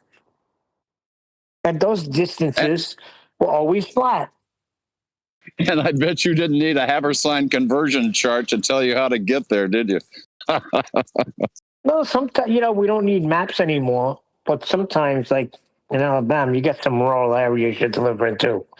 Like it could just change in like a second where the GPS ain't working no more. Sometimes you'd have to open up a map and look and see. And, I don't think those maps have any arc measurements to them. Did you say forthright's a so-called troll? Yeah, that surprised me. I thought he was a flat earther. I don't even know who he is. No. Well, it was him who mentioned him. Hop, what's up with forthright, Hop? Well, why don't we just ask forthright? Yo, what's up, forthright? You a glober?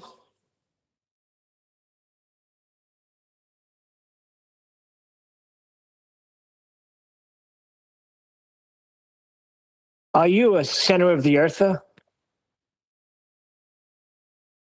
Do you think you're mathematically in a ball that has no bearing on reality? It's just maths? That was an eloquent way of saying it. Well, that's the thing, isn't it? When you go, I'm Earth-centered in this description of a system that is with respect to a Cartesian plane, but it's created a ball on the Cartesian plane in 3 dimensions. Okay, where did you get the value to be at the center of something? The center of something means you've got a measurement to be at its center. Where'd you get that? Oh, right, you measured Earth flat for a derivative radial value. Yeah, we know. You're not going to be Earth-centered unless you have something to measure to suggest you're at the center of it. And what do you measure?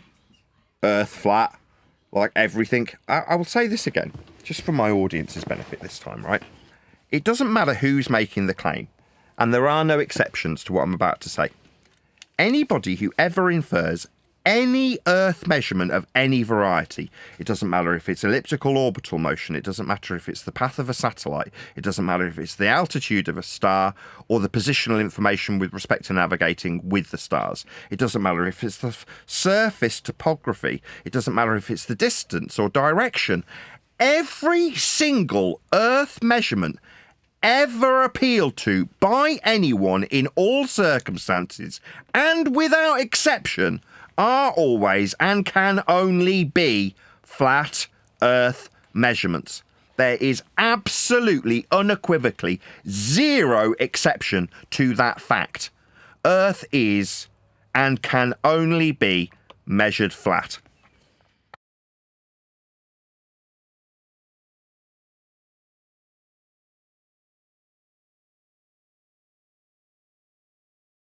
You want to debate with people, all you need to do moving forward is listen for where they use a ball.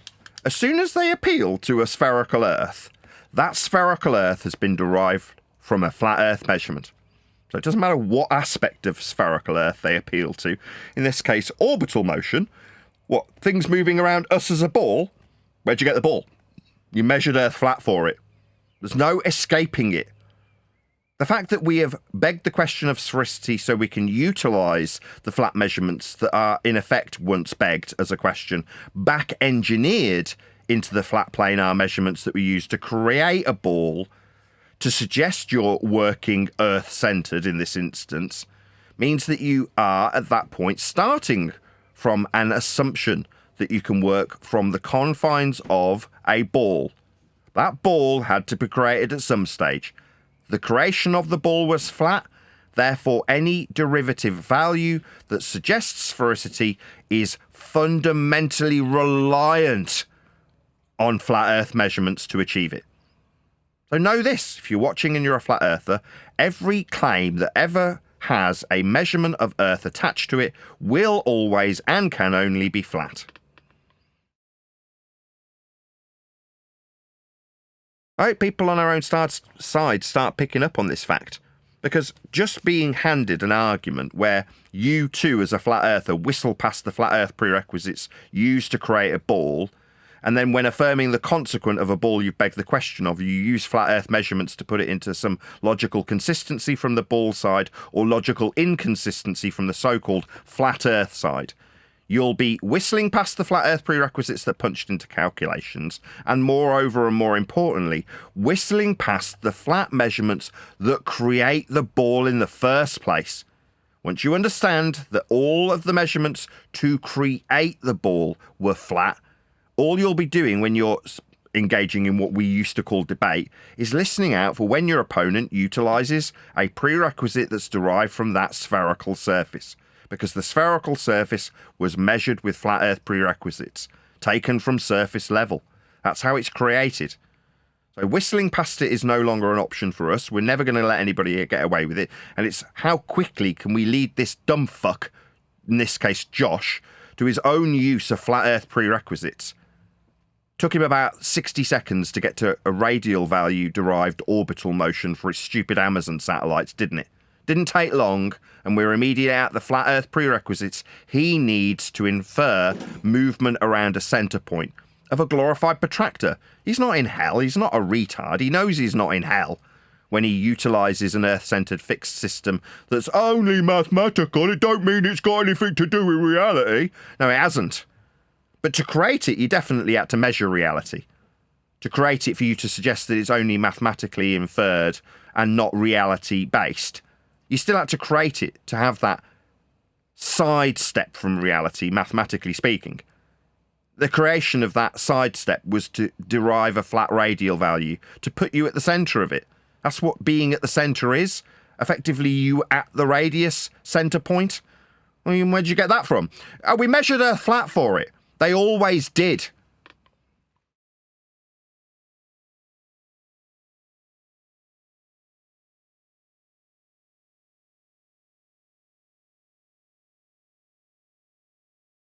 So yeah, I hope our own side starts to pick up on this fact.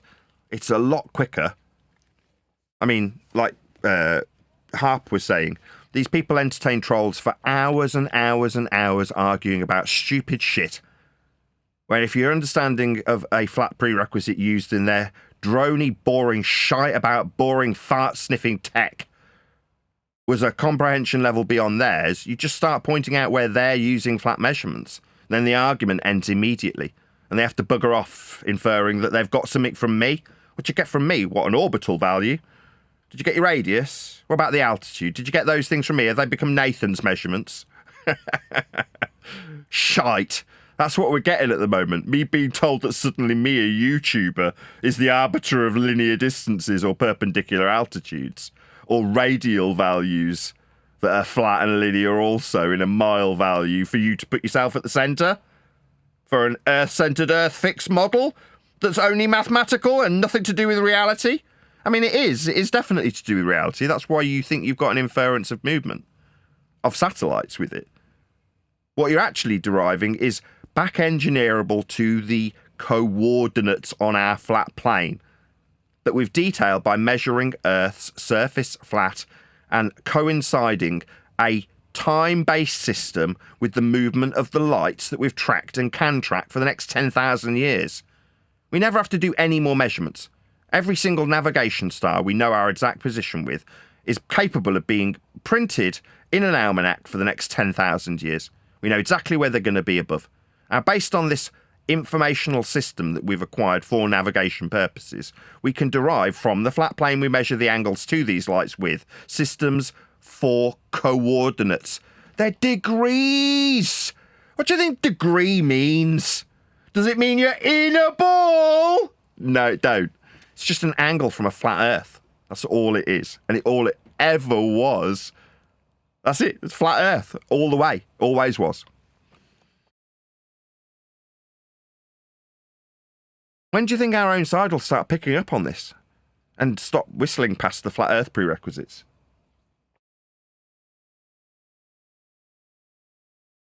Our own side chooses not to, because then that takes away all the fighting and the hours and hours and hours and weeks and months of That's correct. arguing with the same three people in the same DCs. Yep. Hours That's of correct, fruitless and that's shite. why I don't understand why. Sorry, go ahead, Nathan. I was just going to say, hours of fruitless, shitty debate was alleged to take place with that guy. How long did he last here? 15 minutes tops. About 60 seconds to get to the flat Earth prerequisites, and about 2 minutes before he started stuttering, watching his P's and Q's and finding out where he's going to be putting himself in a mathematical concept at the centre of a measurement derived from a flat plane prerequisite angle. That's how long it took him, about 2 minutes. But what, you could be spending 3 hours arguing with these fucking wankers. Well, see, that's where my whole issue popped up with 24/7. Besides the celestial crap that we were arguing about, but the main thing that really started it was we were in there, we were having an discussion. Mentioned that they needed the flat Earth or whatever they just said, and then I got muted by flat Earthers, and then I was told pretty much verbatim, "Hey, we're not FED over here. Here in 24/7, we like to play with our food." Literally, I want to say the guy that Neil had issues with that Bitcoin. I can't remember his name. Sorry, Neil. I didn't mean to, but you know who I'm talking about. He's the one that muted me and told me about how they play with their food over there. And I'm thinking, like, what a poor choice of words, with only fucking babies play with their damn food, you know? Like, you guys are idiots. But that's why they hate FED over there in 27. They have no respect for anybody that's a regular here. That was my issue this whole goddamn time, Neil. So saying Eli was right, Eli was defending the people that were literally just backstabbing you guys 2 weeks ago when you went to worldwide debates, and they were talking shit and saying how none of the flat earthers from here are worth anything. This is an embarrassment, because you're decapitating the argument before they can sit there for 3 hours and talk about, well, what causes shadows on the eclipse, you know? So whatever. Shadows on the eclipse is also a derivative flat plane angle measurement. I know. This is what I'm saying. I don't understand that same thing happens here in the chat. I understand it's the chat, but the same thing happens. Arguing all day. Now I don't really care, because I figured out how to freaking mute where I don't keep getting notifications of people arguing all day long. But takes place here in this server. They argue all day long, even after they establish that they'll be requiring a flat Earth for everything that they come back with, ballers. They still argue all day long. All day long. But that comes from the whole, like, iron sharpens iron. Like, the arguing that you're talking about, that's taking place in a designated, you know, the debate thing, a couple things down on the server. And the thing is, like, tell me how did you get any sharper on this topic? Say that again. It's not iron sharpening iron. It's people sniffing their own freaking farts, plain and simple. Yeah, see, that's stupid. You can't say sniffing farts. You have to be 100% everything you say. Oh, you don't think because flat if you earthers put a do that comma in too, the wrong huh? spot, Wow. we're called idiots, Neil. There's nothing wrong with having the all the language properly in line and stuff. Knowing the proper definitions. Let me just try and restate Neil. I'll unbait you just 1 second. So what Neil's trying to postulate for your benefit, Vaxi, is that on our own side, the intellectual superiority complexes that are prevalent amongst flat earthers isn't stowed by the fact that the general public say we're stupid. That doesn't mean that the flatties aren't also sniffing their own farts. They are. Plenty of people have told me over the last 12 months that they do not want the measured flat argument to be prevalent because it kills many hours of fruitful debate, because it kills the discussion immediately. Now, the first statement and last statement is the truest statement. It kills the discussion immediately because if both sides require flat linear distances to derive squared functions or flat radii, then there is no debate. You need it to be flat or your maths falls to pieces. What are you at the centre of? A ball. Okay, so to be at the centre of it, you need a measurement to be at the centre, to have a point that you can say that you're at the centre of. That would be outside to the inside point of a spherical or circular surface. That's a radius. Okay, where'd you get that? With a flat Earth measurement. Discussion ends immediately, doesn't it?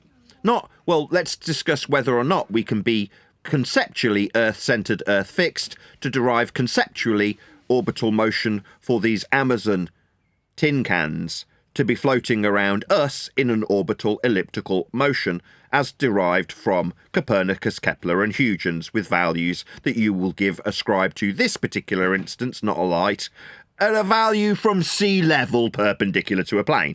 So notwithstanding every flat Earth prerequisite under the sun that you will use to infer a point that you're now fucking inside, like you're in the middle of a rock, to even describe this or attempt to describe this, but that point is derived from flat measurements. Once you concede and agree that, yeah, I'll need a flat radial value and its measurement origins are a flat surface level angle or depression angle from a mountain measurement or a stick in a shadow that gives you a flat Earth elevation angle. I mean, I can pick my poison for how we create this Earth-centred fantasy, but they're all flat. There's no other alternative. So once you've got both sides saying, well, okay, yeah, I know I'm going to start making my sphere claim with flat linear miles. And I know those flat linear miles will be described with a radius. And I know that the radius came from flat Earth elevation angles. But let's ignore all of them so we can fuck around for 3 straight hours sniffing our own bastard farts. Exactly. The newest one is refraction. They have seemed to redefine refraction, and boy, oh boy, they get some wonderful, really long arguments from that. So refraction. I feel like I feel about refraction the way Nathan feels about Coriolis. I fucking like when people start talking about refraction, I just want to drink a big glass of bleach. I can't stand that. I Let's fucking boil it hate down that to, subject. there's 2 different types. I agree. In this discussion forum. One is the Andrew Thomas Young derivative of all measurements of refraction. That's light deviation.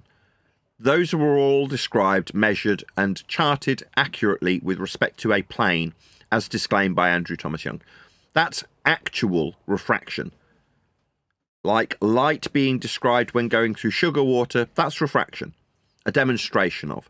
Okay? With respect to a plane is how it can only be described. That is how it is detailed. That is actual refraction. And it's flat. But they don't use that. What they use is 7/6 of the radius value, or some variant thereof, all the way up to, and including, infinite over 6 radius. That's their derived value from a flat, linear, planar value called radius. Radius does not bend.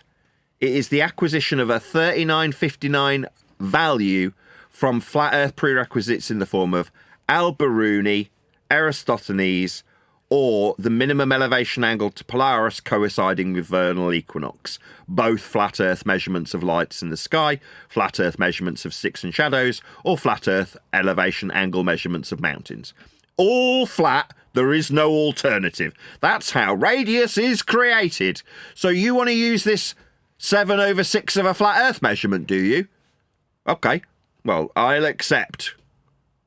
Take it as read, if you will, that this radius value is inferring a deviation of light that's also mathematically being described in a calculation that requires flat linear distances in miles and perpendicular altitudes from fucking sea level. So 3 flat Earth prerequisites if we allow them to beg the question of 7/6R. That's terrestrial refraction. You'll need a flat Earth measurement of R then. Yeah, and we've got them. And they're all flat.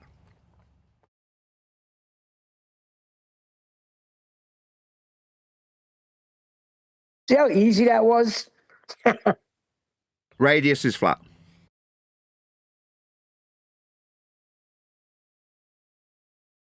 So 7/6 of a flat Earth measurement, you say? How interesting. So we'll need to measure Earth flat to get the radius. Because you're saying 7/6 of it? Well, it's a flat Earth measurement. Oh, you don't like refraction anymore when I point out that the radius in your 7/6 of a radius is a flat Earth measurement. Oh, what do you know on screen? Alexandria and Cyan with elevation angles of a flat plane. That's how you get your radius. Yeah, that's right. You measure Earth flat for it. So you use refraction in your begging the question, proof of nothing, perspective hijacking, Earth curve mathematics. I'll just point out that the radius was measured flat. So were the miles that we were using. They're the same miles that are used in your flat radius. All roads lead to a flat Earth. I was just going to say that you can't get away from it. You just can't.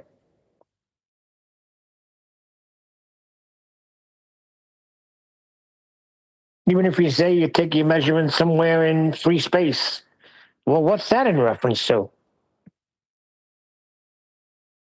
Cartesian. It's flat.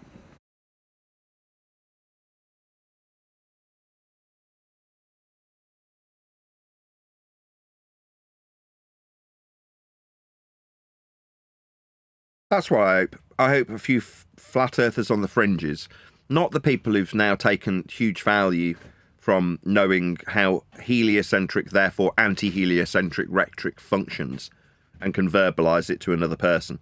Those people will always see that the old school way of assuming a radius is applicable and ignoring how flat we measured to get it can be argued about non-existent curvature. Those people will always take that path because that's how they're trained. You can't teach old dogs new tricks. They will always want to fuck around for hours on end saying how non-spherical a globe that was measured with flat Earth measurements is. Nothing we say will ever change that. But there will be enough people on the fringes, like the general public at large, who go, I do not see value in investing in learning how non-heliocentric the world is. Most people who aren't fart-sniffing dweebs, Batman t-shirt wearing wankers, have looked at this stuff. That's heliocentrism, Earth being at the point moving around a globe with the moon moving around it and us in a solar system. That concept is normally more cognitively expensive than people are prepared to commit to. They don't see it as valuable, so they don't invest in it cognitively. And they leave fucking dweeb dipshits to do it for them. And they'll go, other people who are smarter than I have taken the time to invest in this. But those same mindset of people will be on the fringes of this subject now. It's just about sharing the information to them. Because they'll go, I never really wanted to get involved in the flat Earth debate because it was just too cognitively expensive. And for what? What was the prize? Well, there wasn't one. So it wasn't worth investing in. But they will also be the same people that go, I see.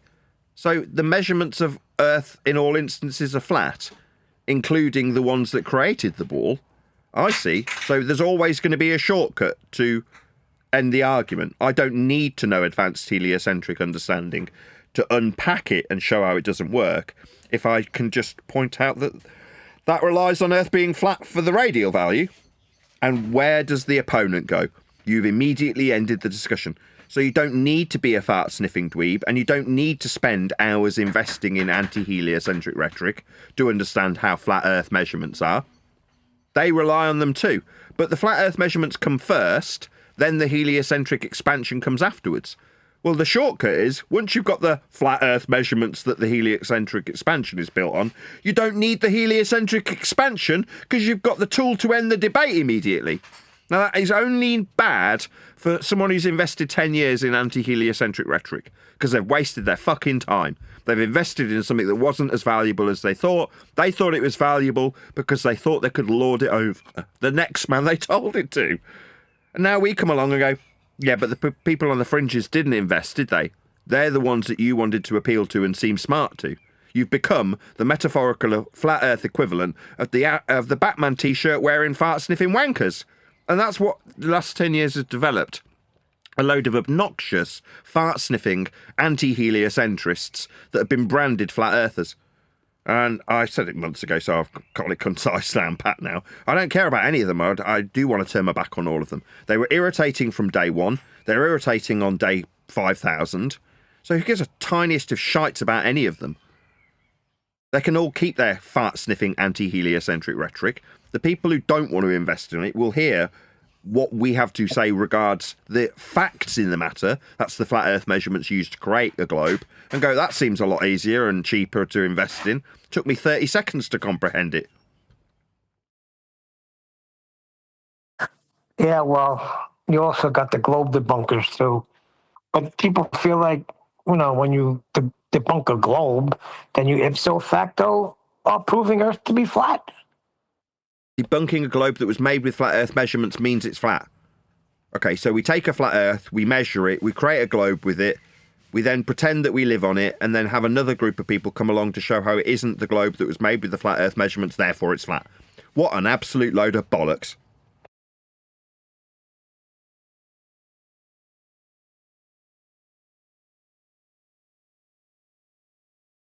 Yeah, even the Black Swan, we should have just went after distance immediately. They were giving us a distance, like, immediately, and we didn't see it. I guess I don't know. I don't know how to explain it. Let me try. If we beg the question of a sphere, Earth, built with flat Earth measurements, P, the flat Earth linear measurements of distance we ignore in this example to claim ball Earth horizons can be no more than Earth curve maths with its 3 flat Earth prerequisite flat Earth measurements suggests. Q. The flat Earth linear distance to oil rigs with horizon beyond the limits that the Earth curve math suggests when we ignore its flat Earth prerequisites values used for calculating curve. That's not Q. Therefore, not P. The sphere Earth mathematical claims based on flat Earth measurements are not true. Meanwhile, Earth's measured flat in all circumstances. It's pretty good. You just come up with that on the spot. Of course, it was an incomplete statement, as noted by Bev and his clan, because at the end it didn't say, therefore, Earth is not a sphere with a radius of 3959. Earth is not a Don't sphere with a flat Earth understand- measurement of 3959 derived radial value. Well, the thing was, it's written in stone, the number. It has to be 3959. Actually, it's between 3950 and 3963. But not in stone, then. Liar. You're falling right into it. Lash him. No. It goes from 50 to 63 in the center, because it's an oblique spheroid. Sounds to me like you're saying pi equals 2, you stupid wanker. You can do F all with an angle. What I'm saying is, we There you should have go. just dealt with the distance, but we weren't recognizing the power of the distance. But the radial value, Sure. 3959 linear miles, measured by deriving it from minimum elevation angle measurements and an average of the sun at vernal equinox. All right, I see. That value in linear miles that are flat.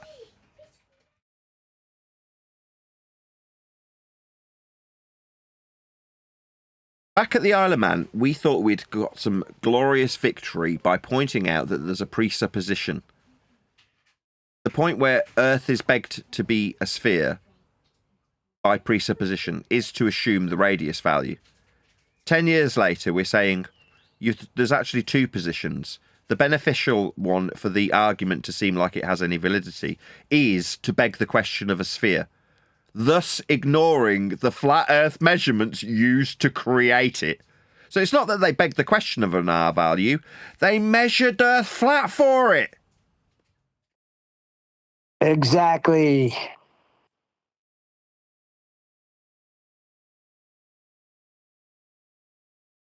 Who'd have realised that every single Earth measurement that was ever being argued about ever was reliant on it being flat to begin with? And all we were ever doing was assisting the suggestion of there being a debate by also whistling past the flat measurements of the ball so that we could start with a ball and then argue about whether or not we had Earth curvature, ignoring the radial value being measured Earth flat, the coordinate system used to create it being a flat Earth angle measurement, elevation angles to derive radial values being flat, linear distances on maps that we're actually measuring and surveying Earth being flat, elevation angles to stars being flat, eye level being parallel with surface level, Euclidean principles being applied left, right, and centre. You're like, how do we miss all of this? Well, my thing is, do you know that at 8 inches per mile squared is the curvature? Yeah, the mile being flat. We can just measure some miles. We can tell you how much curve we've got derived from those flat Earth miles. It's crazy when you think about it, though.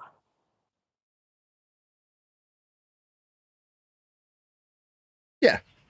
And as always, like with the Josh guy who was here about half an hour ago, you get to the point where they will start to deny their base premise. Here on screen now, we've got the latitude and longitude measurements, azimuth and altitude described with degrees for a North Pole centric projection that you can be at the centre of, making it a glorified protractor. That's all it is. Well, when they say, oh, well, I can work mathematically from within this ball, well, no, you've got to create it first. You will be measuring Earth flat. Then you're going to describe descriptions of azimuth. That's directionality with respect to the plane inside it for an Earth-centered, Earth-fixed model. Like I said to him, well, you've given me directionality. That's flat. No, it doesn't have to be. Okay, give me a different system that isn't. There isn't one. That's the fact, isn't it? Directions are flat. There is no alternative. Yeah, the center point of Earth.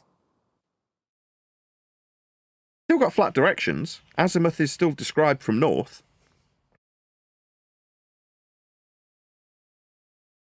I would have loved to hear him say that he holds a compass and when he's facing north, it's pointing up.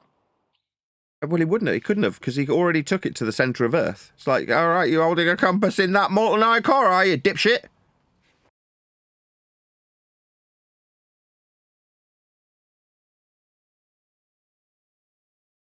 Which through physics cannot possibly be magnetic. That's a controlled opposition argument. Do you want me to explain why? Be dead serious. This is new. This is brand new rhetoric. This has gone into the book and has delayed it, right? So a guy came along called Wayne from the map reading company and utilised a fallacy called the false direction fallacy. And the false direction fallacy is where you incorrectly ascribe altitude descriptions, that's up, down, top, bottom, to directionality, which is azimuthal descriptions from north. So north is 0, and that's the only absolute direction. It's flat. It's a horizontal directionality.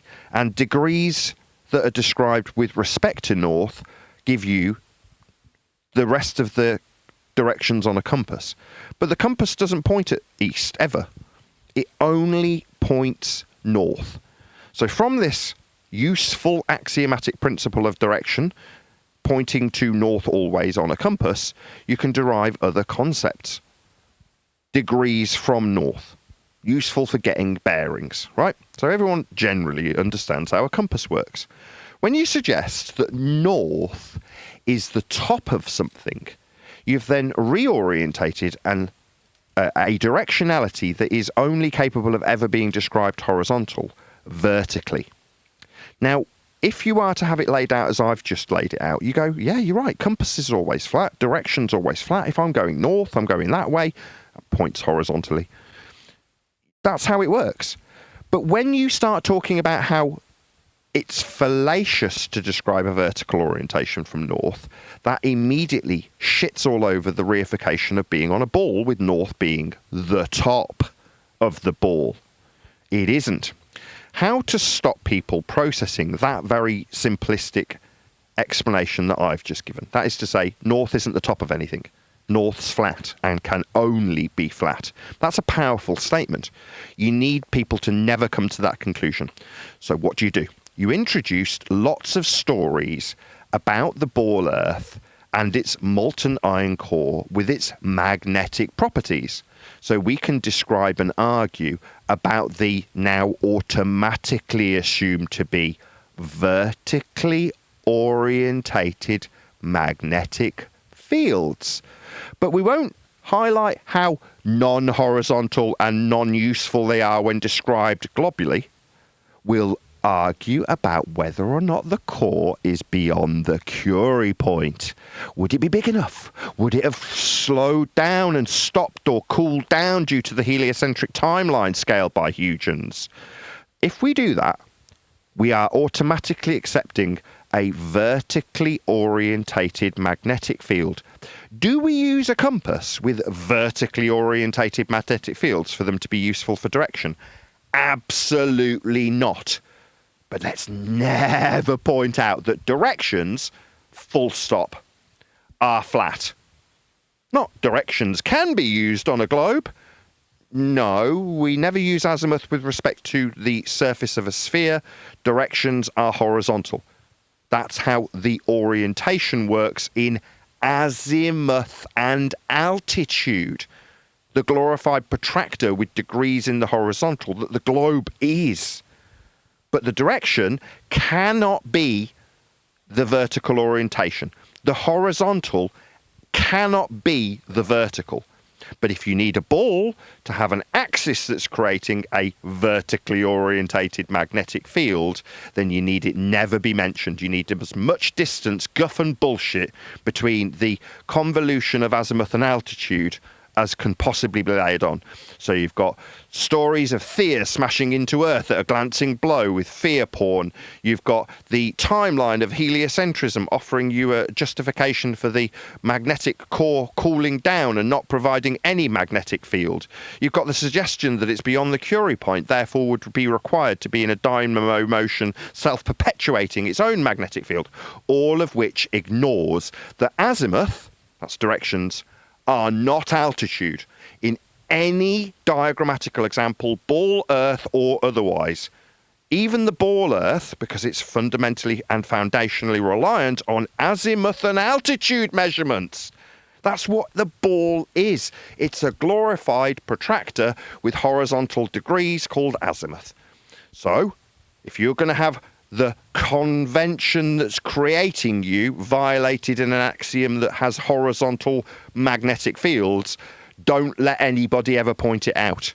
Have the argument be about if we'd have magnetic fields at all, rather than, hold on, magnetic fields aren't running horizontally in this system that you've said that the Earth is. In fact, the horizontal system that created azimuth is the magnetic fields.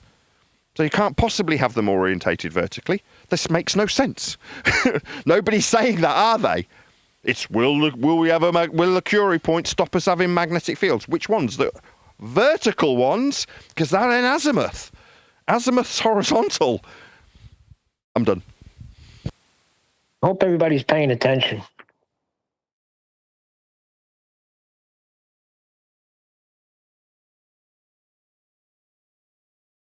I'm glad it came up. That has made the book. So I got a finished copy. So I've now got, I mean, it's not strictly speaking a version 2 because it was never released, but the publisher sent me the book and was like, read through, check for spellings, make sure you're happy with it, and then we'll publish it. I'm like, okay. I read through it and went, I could just edit this chapter. And then I did.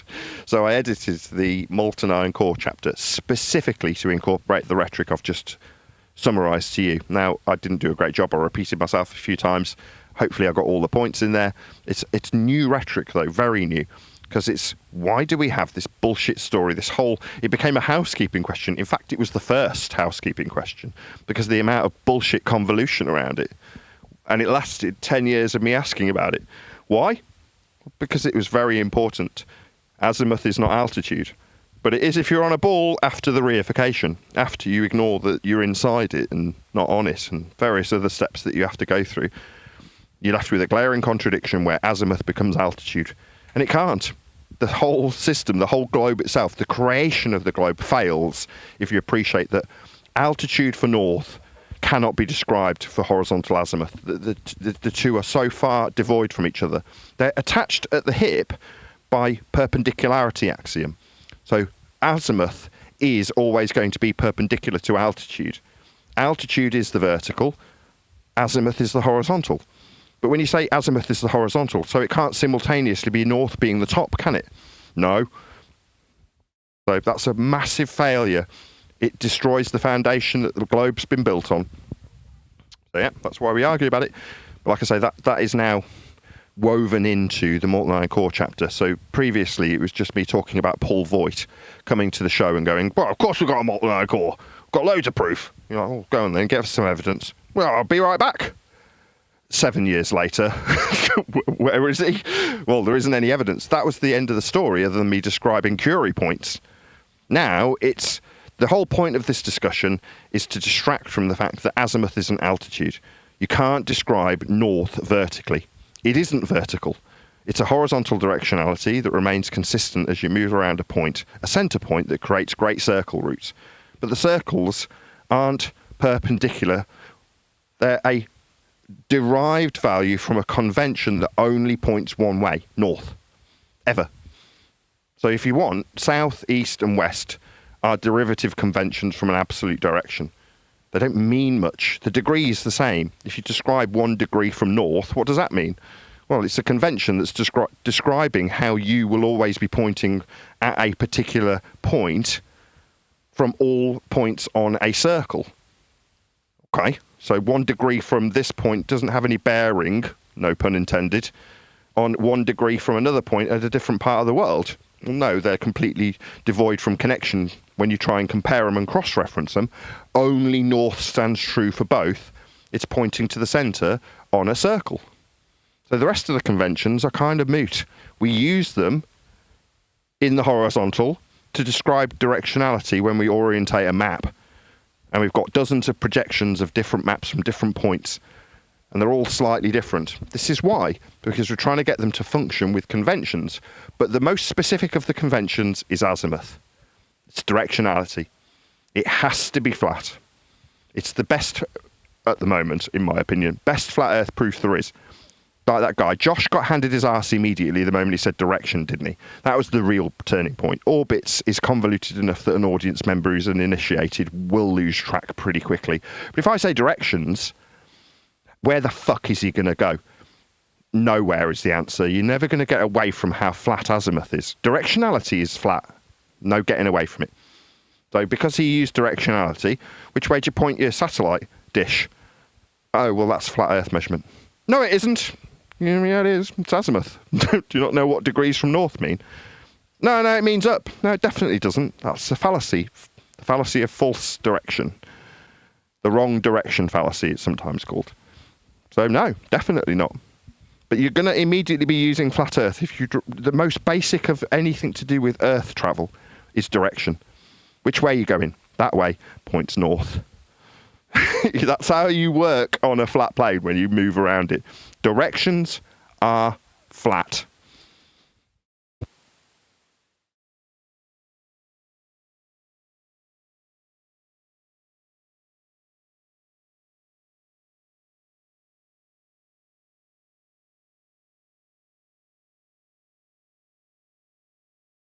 Yeah, I hope it's worth it. I hope people note that fact because it'll be new. People won't have heard it. This is an after show with a very limited audience. The wider audience, and flurfs are included in that, won't have heard this. So if they get handed a copy of my book and get to the molten iron core chapter and suddenly start reading, holy shit, directions are flat and can only be flat. I thought it was all about whether or not we had a fucking Curie point at the core. Like, nope. Clever though, isn't it? When you think about it, you think, yeah, I've spent a long time arguing that the core was beyond the Curie point. Why? But did that prove it was a globe? Nope. Did it prove it was flat? No. Hours and hours of fruitless debate, though. Right? With nobody pointing out how azimuth works.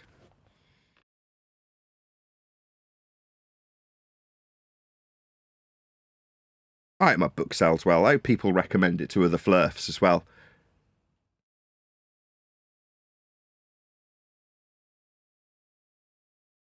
I do. I want people to get this stuff. I want people to understand all the flat earth prerequisites. And I think it's more digestible when it's packaged around the story of the show and the characters, because there's loads of them, that come through the show. Like Paul Voigt, like Wayne. They're characters that people can relate to. So hopefully that people who read it will take on board, in this instance, the azimuth position in terms of the factual requirement for a flat Earth to be utilised when describing something as simple and basic as directions, and why it would take 10 years of convoluted gaggle-screw arguments that went nowhere about things like Curie points to distract from the most basic and simple, cognitively easy to comprehend fact of Earth measurement. In this case, directions are just flat, man. Don't worry about it, bro. It's not that serious. Directions are just flat. Do you not know what north is? Point north for me. Notice you're not pointing up, dickhead. That would be altitude, not azimuth. So hopefully a few people pick up the book, read it, and understand for sure and without a doubt that Earth's measured flat. It really is that basic.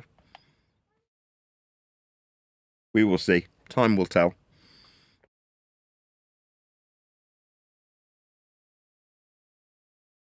I hope the book does good too. Well, it's gonna be received well. I really hope so.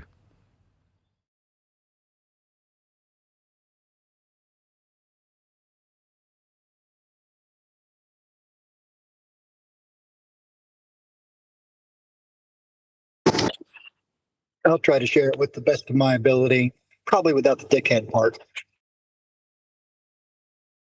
Well, that Josh guy's back now.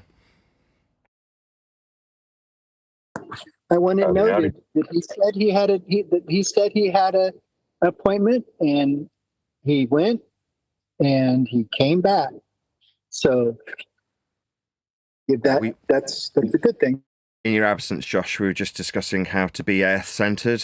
You'd need to measure a radial value to know where you were at the center of. And we had a good old laugh about... Agreed. We had a good laugh about you believing in some fantasy that you're in the middle of a ball.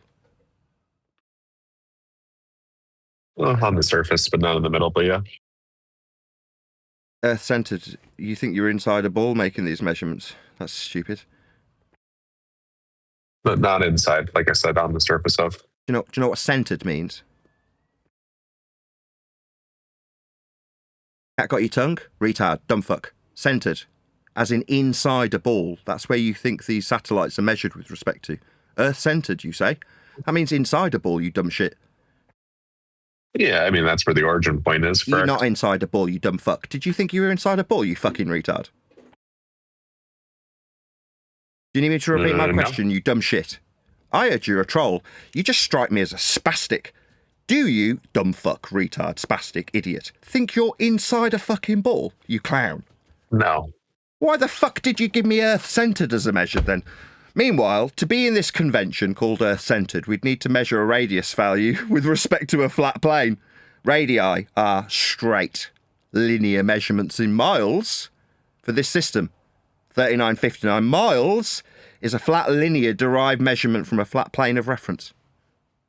Earth's measured flat for your stupid system. It could be any other unit, but yeah, if you want to do miles, you can do that. Yeah, it's flat. The measurement's flat, though. Who gives a shit what value it is? We're not inside a ball. This is a stupid mathematical convention that you dumb fucks think you're inside, which is idiotic and laughable. Meanwhile, that value for that system was derived from a radial value that could only be measured flat to achieve. So your system relies on Earth being measured flat. It's the first thing I opened with when I told you, what's that? Orbits? Well, you'll need a flat Earth measurement of radius to be at the centre. You're not at the centre, you stupid fucking clown. Troll? You're a dumb shit. Were you dropped on your fucking head? My question. Yeah, but that's besides the point. What, that you weren't dropped on your fucking head to think you're inside a ball? Earth's measured flat for radius. Do you understand that or not? Because I'll break it down for you, dumb spastic. Happy to be your punching bag. You're a clown. You think you've got some special knowledge because you launch tin cans with respect to the centre of an Earth that you're not measuring anything with respect to. That's just stupid. That doesn't make you a punching bag. It makes you a fucking retard. Like most globe cuck twats. Now, as opposed to you actually having anything to offer, what you've given us here is a suggestion of Earth having orbits. And to have them, Earth was measured flat.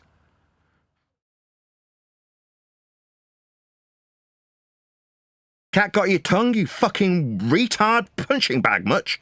You're just dumbfounded. You haven't got anything to say. You think you're a troll? No, you've been stunned to silence, you stupid clown. Oh, no, I enjoy listening. Like I said when I came in here, I was just. I asked you a question. Did you not hear my fucking question, you stupid clown? You want me to repeat it, you no, fucking apologies, retard? I did not. Did you not hear? Did you not comprehend that I asked you a question? I'll slow down because you're obviously dumb as fuck, having been dropped on your head. You think you're inside a ball. Meanwhile, to derive your Earth-centered, Earth-fixed fantasy that you are not inside, you would require to measure a radial value from a flat plane. Do you understand? Question mark? Disagree with the assertion. All right, where'd you measure radius? Where did I measure radius? I mean, yeah, you think you're inside a fucking ball, Earth-centered, dumb fuck, end quote you. So, dumb fuck, retard who thinks you're inside a centered point, that's a radius, you dumb fuck. You'd already conceded to it 3.5 minutes ago. You're not a very good troll, you're a fucking retard. So, retard, third time. Do you appreciate how fucking flat we measure radii? If not, where the fuck is it measured, you dumb shit? If you're going to measure what the radius of a tree is, do you have to be in the center of it? The radius of the Earth-centered, Earth-fixed fucktard model you think you're in. No, I'm stuttering. You know that if you assign the origin to a point, you don't have to be actually at the origin. Well, why did you present it as some sort of fucking evidence then? Well, no. You're well, no. Why did you present it as some sort of evidence? Isn't answered with well, no. You're not a very good troll. You're getting fucking beaten shitless by me. You dumb fuck retard. You don't understand the question. I'm okay with that. Where'd you get the radius for the Earth-centered, Earth-fixed model, you fucktard? Oh, you can back it out from the time it takes to go one orbit around. But time is derived from measurements of a flat plane to the sun, you fucking retard. Time is a flat Earth measurement. So time is the vibration of the valence electrons of a cesium atom. I don't. No, that's a convention we derive. No, time is the experience we have with regards to day and night cycles over a 365-day period that we average with the sun's movement. Nobody's deriving fucking time from cesium. I disagree with that assertion. Oh, really? So is this where we got the radius value from, spastic? It's vernal equinox derived from cesium, you fucking retard, you clown, you spastic, you dumb shit. You think vernal equinox, for an Earth-centered, Earth-fixed model, came from cesium? What a fucking idiot. Did you say you were a good troll? You're getting your ass spanked. We didn't derive Earth-centered, Earth-fixed radii from cesium, you fucking retard. Were you dropped on your fucking head? Gonna be okay, buddy. What? The cesium derivation of radius will be okay, you fucking spastic? Will it? I don't think so. I think you're just a fucking retard. No, time isn't congruent with an Earth-centered, Earth-fixed cesium model, you fucking retard. Do you want to try again for radius for Earth-centered, Earth-fixed, or is it going to be fucking cesium-based for time, you stupid spastic? Did latitude come from cesium, fuckwit? Attitude? Do you want to define Did you hear my question, you stupid fuckwit? Did cesium give us longitude? No, it defines. So you're a fucking clown then? Why the fuck did you appeal to this? Were you dropped on your spastic head, you stupid fuckwit? You think you're trolling people? You might be trolling the spastics over on 24/7, but here you're having your ass handed to you by your own lack of comprehension when it comes to ECEF radial values. You thought it was a time-based cesium convention? What a fucking retard! Why don't you fuck off? Why don't you fuck off and go and hang around with other spastics who think we derive systems for radial value in Earth-centered, Earth-fixed models from cesium? Fuck off and play with other spastics on your own comprehension level, Josh. You're a fucking retard. I appreciate just to listen if that's possible. Listen to what me tell you how flat Earth's measured for radius value? You disagreed, you stupid fuckwit. Yeah, I could disagree. Yeah, so where'd you get radius from, you fucking retard? Oh, I choose not. Stuttery much, you stuttery little bitch. Where did you get fucking radius from, you stuttery little bitch? I'd appreciate if I could just listen. No, you can just fucking have your ass tanned. I thought you were a troll. Do trolls just sit down like a subservient little cuck while they get a browbeating from me? Is that what good trolls do? No, you're a fucking globe cuck retard interrupting me. I thought you wanted to listen. No, you just don't know where you get your fucking radius from. You're ignorant. We were taking bets on if it was a convolution of an understanding of flat earth measurements or just pure ignorance, Josh. And it would seem that it's the latter. You don't fucking know where you get your radius value from, do you, spastic? Just want to listen? Well, sit down, shut the fuck up while I tell you what you don't understand. Yeah, you get your fucking radius value by measuring Earth flat. You dumb shit globe cuck retard. You're damn right you'll sit and be told. You disagreed. You said, no, I don't agree, that's where I get radius from, and started talking about cesium like some fucking fart-sniffing pretend intellectual. No, you're a dumb fuck. That's what you are, Josh. Now, did you feel you'd come here and troll like you troll over at 24/7? Because that is not how it went down, dumb fuck. What you did was provide us with a flat Earth prerequisite for orbits. An Earth-centered, Earth-fixed dumb fuck model, you spastic shit-for-brains retard, cannot be inside. And you had a radius value for this conception that you aren't in being derived from flat Earth measurements for radius. That's what you gave us, Josh, you dumb shit. So you will sit down and shut the fuck up. You're nothing more than a globe cuck retard, appealing to the consensus because you got a job at Amazon. You think that makes you smart? Fuckwit doesn't even know where he gets radius from, thinks it comes from cesium for time. What a spastic. Good lad. In future, when you are here, you will call me sir. Do you understand? I am your teacher. You, thinking you can disagree about radial derivation, are my subservient. You will call me sir. Do you understand, spastic boy? Yes, sir. Good dog. Now sit down and shut the fuck up. Think you can disagree me about where your Earth-centered shite comes from? Comes from flat Earth measurements, boy. Do you hear me? I want to hear yes, sir. Was that yes, sir? Sounds great, sir. Sounds great? Don't condescend to me, you cheeky little prick.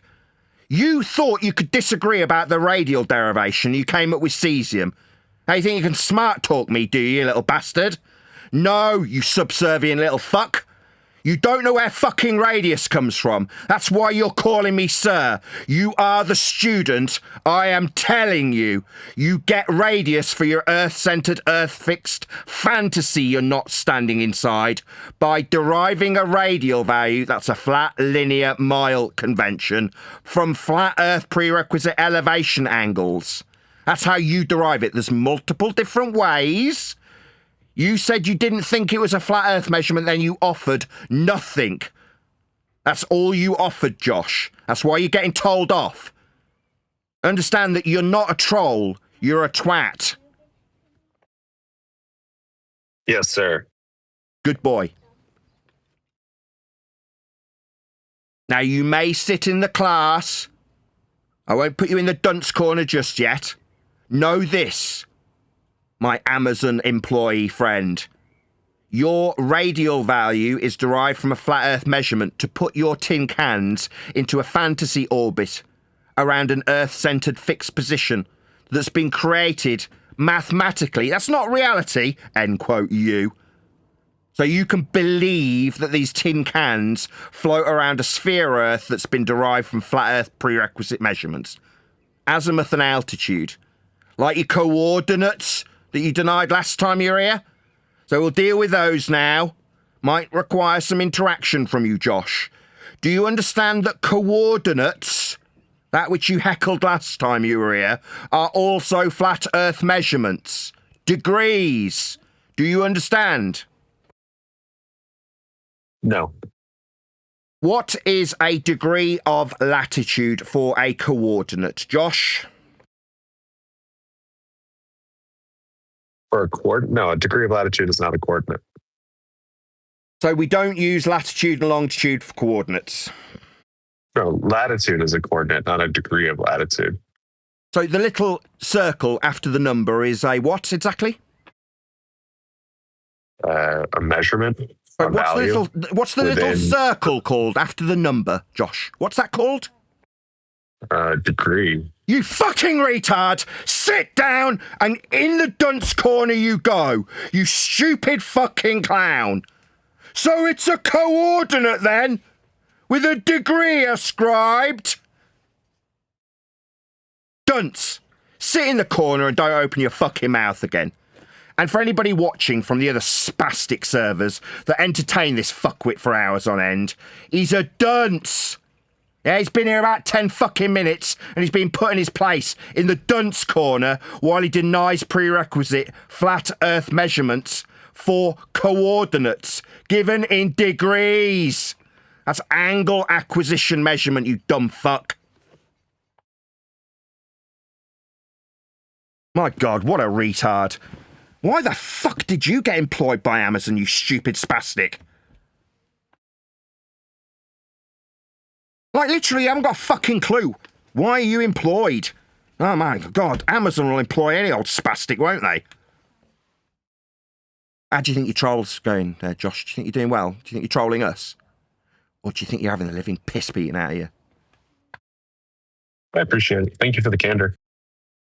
I'm asking a question. Are you dumb fuck? Do you not understand when a question comes your way? How's the trolling going while I beat the piss out of you? Question mark. Dumb fuck. Doesn't understand the question. I said I appreciated it. That's how the trolling's going. You appreciated it. You fucking retard. You don't understand the context of a question being called. Spastic. You don't deserve to talk to me. Shut up. Fucking retard. Shut up. You don't even understand contextually what a question is or how to answer it. You're just a fucking retard. Okay. Yeah, not okay. Why the fuck are you trolling people? Wasting their time for hours on end. You require flat earth measurements for your claims. You require flat measurements for your claims. Like degrees. Again, I'm not trying to make claims. I'm trying to listen and be intellectually curious. You claimed Earth-centered Earth fixed. You claimed Earth-centered Earth fixed for satellites, for spherical orbits. You did make a fucking claim. You made a claim of orbits, you dumb shit. I would like to rescind that claim, and I do not want to debate. Right, it's not a debate. You're getting your fucking ass handed to you, dumb shit. It's not a debate because you're using flat measurements to derive orbits, like radius. So it's not a debate because you're backing away. It's not a debate because Earth's measured flat for the orbits you already claimed. It's not like, oh, well, I'll just take that back. You stupid shit. We recorded you. Okay. So orbits then, dumb fuck retard spastic. I do not want stuttery spastic. You stuttery troll fuck. I apologize. Oh yeah. What you're doing is getting the beaten piss taken out of you by me. Mate, radius, you claimed it, you fucktard. It's not, I'll just take it back. No, mate. Radius is required for orbits. Radius is measured flat. You bought us flat Earth measurements. I'd like you to comprehend that before you leave our presence. Yeah, so you understand that you're not trolling anybody. You're giving us flat Earth measurements for orbits, end quote you. The thing you claimed. Now, like a coward bitch, you don't want to debate about it. There's no fucking debate. Your radius is using flat measurements. So are the coordinates. Sorry, I'm reading the text chat. Oh, well, why the fuck are you in a voice chat then, you stupid retard? I'm hoping you'll engage with somebody else so I can listen. No, I'm engaging with somebody that's been suggesting you're a troll, you're somehow worthy opposition, that you control people for hours on end. Here we are with you backing down and going to the chat. Backing down, going to the chat skanking through me. Yeah, you lost badly here. No fuck around for 3 hours here, eh, Josh? No, I'd just like to listen. I apologize if I came off. You don't like to listen. Intention. You claim fucking orbits, you dumb spastic. That's not just listening. I was asked.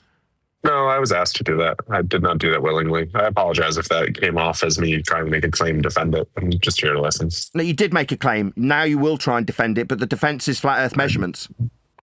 Okay, sure. Yeah, radial value. Is there another one? We've gone through this. It's just you haven't conceded because you're a fucking coward. Okay, I can concede. That's fine if that's what you want me to do. Yeah, radial value is measured flat. Do you not understand still how radius is measured? Did you understand it? Do you want to steelman me and explain it back to me? No, thank you. No, you're just a fucking coward. Yeah, probably. If you'd No, like to make that claim, absolutely that's fine. without question, you fucking coward. Okay. Yeah, okay. So just, that's how it's done. Yeah, you want to know how to deal with people who think they're trolls that can waste fucking endless hours of your time in servers like 24/7 Flat Earth Discord? No, you don't need hours with these wankers. Just point out how they measure Earth flat for radius so they can put it in orbital motion. From Copernicus, Kepler and Huygens with their scales. Derived from radius. Measured flat with a plane. With altitude angles. Same goes for coordinates, the positional information system that he appealed to, and then put us in a fantasy world where he's in the side of a ball. Oh, I didn't make any claims. Oh, really? He didn't describe Earth-centered, Earth-fixed, positional informational systems that would put you in a ball for us to take the piss out of you and call you a fucking spastic for believing you're inside a fucking ball? No, we just took the piss out of you and called you a spastic. You weren't trolling us, you were having your ass kicked. We beat the shit out of you, Josh. The ever-living fuck was kicked out of you, and now you're retreating. You're definitely not fucking trolling us here. You're getting told off quite a lot, though, you dunce. Okay. Well, you think it's okay. I don't think it's okay. I don't like dunces. That's why you're getting told off. That's why you're getting the sharp end of my tongue, because you're a dunce. Yep. Yeah. In your mind, you've got the right to disagree with me. Now your dumbfounded silence is all you've got. I'd rather retreat. I'd rather back away. I'd rather not enter into a discussion and defend my claim of orbits. To defend my claim of Earth-centered. What? Measured with a radius value, that sort of Earth-centered. So on screen now for my audience. This is the dumb fuck retard clown shoes show that Josh the spastic thinks he's standing in. This is Earth-centered, Earth-fixed diagrammatically represented on screen. This is what Josh the fucktard thought he was inside. What's that? Is that a radius value I see? Oh, yeah, we'll measure Earth flat for that. Is that an equatorial plane? Yeah, it is. And the extended celestial plane. What are those little degree measurements? Yeah, it's almost like Earth's a glorified fucking protractor. That this spastic here, Josh, like Amazon delivery boy, is that what you do? You deliver for Amazon? You're just working on the vans? Because I don't think you put anything into fucking orbit. You don't know what orbit is. You don't know how it works. You took us to a convention that was mathematical, that had nothing to do with reality, end quote you. So I don't think you are putting anything in orbit. I think you work on a van. You're just a fucking bullshitter. Delivery boy, Josh. You work on a van, don't you, you lying shit? No. Well, you thought you were inside the ball? Do you think we describe things in the sky with respect to being inside a fucking solid object? On screen now, we've got an angle measurement terminating at the Earth-centered position of an Earth-centered, Earth-fixed model for a degree, for a coordinate with latitude and longitude written on it. Oh, what do you know? It's a flat Earth elevation angle. This spastic, that's Josh, the guy in the dunce corner with the triangular hat on, he said no. I mean, he's a fucking retard. He must have been dropped on his careless head by his mother. On screen for my audience, Josh, the Earth-centered position you thought you were in, you dumb fuck? No? Not very good at trolling, Josh. Not very good at all. You're having your ass handed to you, mate. Okay. But again, I never claimed I was trolling in here again. Just trying to listen. Sorry, where's the guy who said he was trolling? Harp, you there? Correct me if I'm wrong. This guy fucks people around for hours on end in other servers. Is that correct? That's correct. You fuck people around in other servers, Josh. Here, you have the ever-living shit kicked out of you with your own flat Earth measurements, though, don't you? On screen for my audience now, the equatorial and extended celestial plane deriving latitude for coordinates, terminating inside a fuckwit ball that Josh thought he was inside because he's decided that he's not a delivery boy. He actually puts things into a motion derived from flat plane radial values that he said weren't derived from a flat plane, but then didn't have anything to offer for them. And then when being fucking annihilated by me, said he didn't want to engage in debate? You mean you're retreating from the absolute piss beating that you're having here? Yeah, I know. Yeah, that's because you're not getting to troll us, Josh. You're coming with the flat earth measurements, like a good little doggy, like subservient little doggy, toddling along with flat earth measurements dangling out of your chops. Yeah, pretty much. Yeah, you're damn fucking right. That's what you've done. Yeah. Along the journey, though, you were so arrogant as to tell me that, no, that's not how radius was derived. You didn't opt for any actual measurements to derive the Earth-centered position that you offered, when you were definitely trying to infer your own superiority, intellectually speaking, when you talked about you working for Amazon with such pride as to compare it to Starlink. That was you, a fucking fart-sniffing dweeb, thinking that you and your boring shit that you do for your job was actually somehow intellectually superior to the people around you because you could infer sphericity with flat earth derived radial values with the shite that you spewed based on flat earth measurements. That just makes you a fucking boring dweeb. That's all you are. A fucking boring dweeb with a fucking boring job. Me, I get to chastise wankers, Josh. I've got a much more interesting job than you. Okay. Yeah, don't go around lauding about how you being in employment by Amazon makes you somehow some intellectual. Like, that means that you're on a ball. You're definitely not in a ball. And their inferred sphericity with a derived flat earth radial value isn't on a ball, Josh. Right? The measurements of a derived radial value for orbital motion that's come from flat earth prerequisites doesn't put you on a ball, and you're definitely not in a ball. I just want you to leave here unequivocally certain how flat Earth is measured for radius, orbits, and coordinates. That's how Earth is measured, Josh. You, a spastic, think you're in/on a ball, and I just want you to stand corrected. You fucking retard. Okay. Good lad. Was this how he behaved in the other servers, Harp? Like a defeated No, cuck? absolutely not. He has become your little cock. Yeah, you're now my bitch, Josh. Don't you forget it. With that, Sounds good. I say another huge, massive, enormous thank you to both Discord and G Plus panels for making today's after show possible. And of course, a massive thank you to all of you for liking, commenting, sharing, subscribing, joining as a Nathan Oakley 1980 channel member. Hit me up on PayPal and Patreon. If you can afford to do so, please actually do so. That is to say, hit the coffee link, buy me a coffee, hit me up on PayPal, join as a patron, all that good stuff. If you don't have the means to do so, please share one of these shorts videos. A huge number of various videos with flat earth prerequisites being employed, like Josh did here today, have been trimmed out into very digestible, sanitized, that is to say there's a lot less swearing, shorts videos for you to share with all your friends and family. Once again, another massive thank you to today's Discord and G Plus panels. I've been Nathan Oakley, and I will see you all in the next video. But when you measure it flat, it contradicts that. I'm spitting flat facts and that. And I know you don't like that. Google Maps is flat, it presents elevation profiles like that. I'm a spitting flat earth king.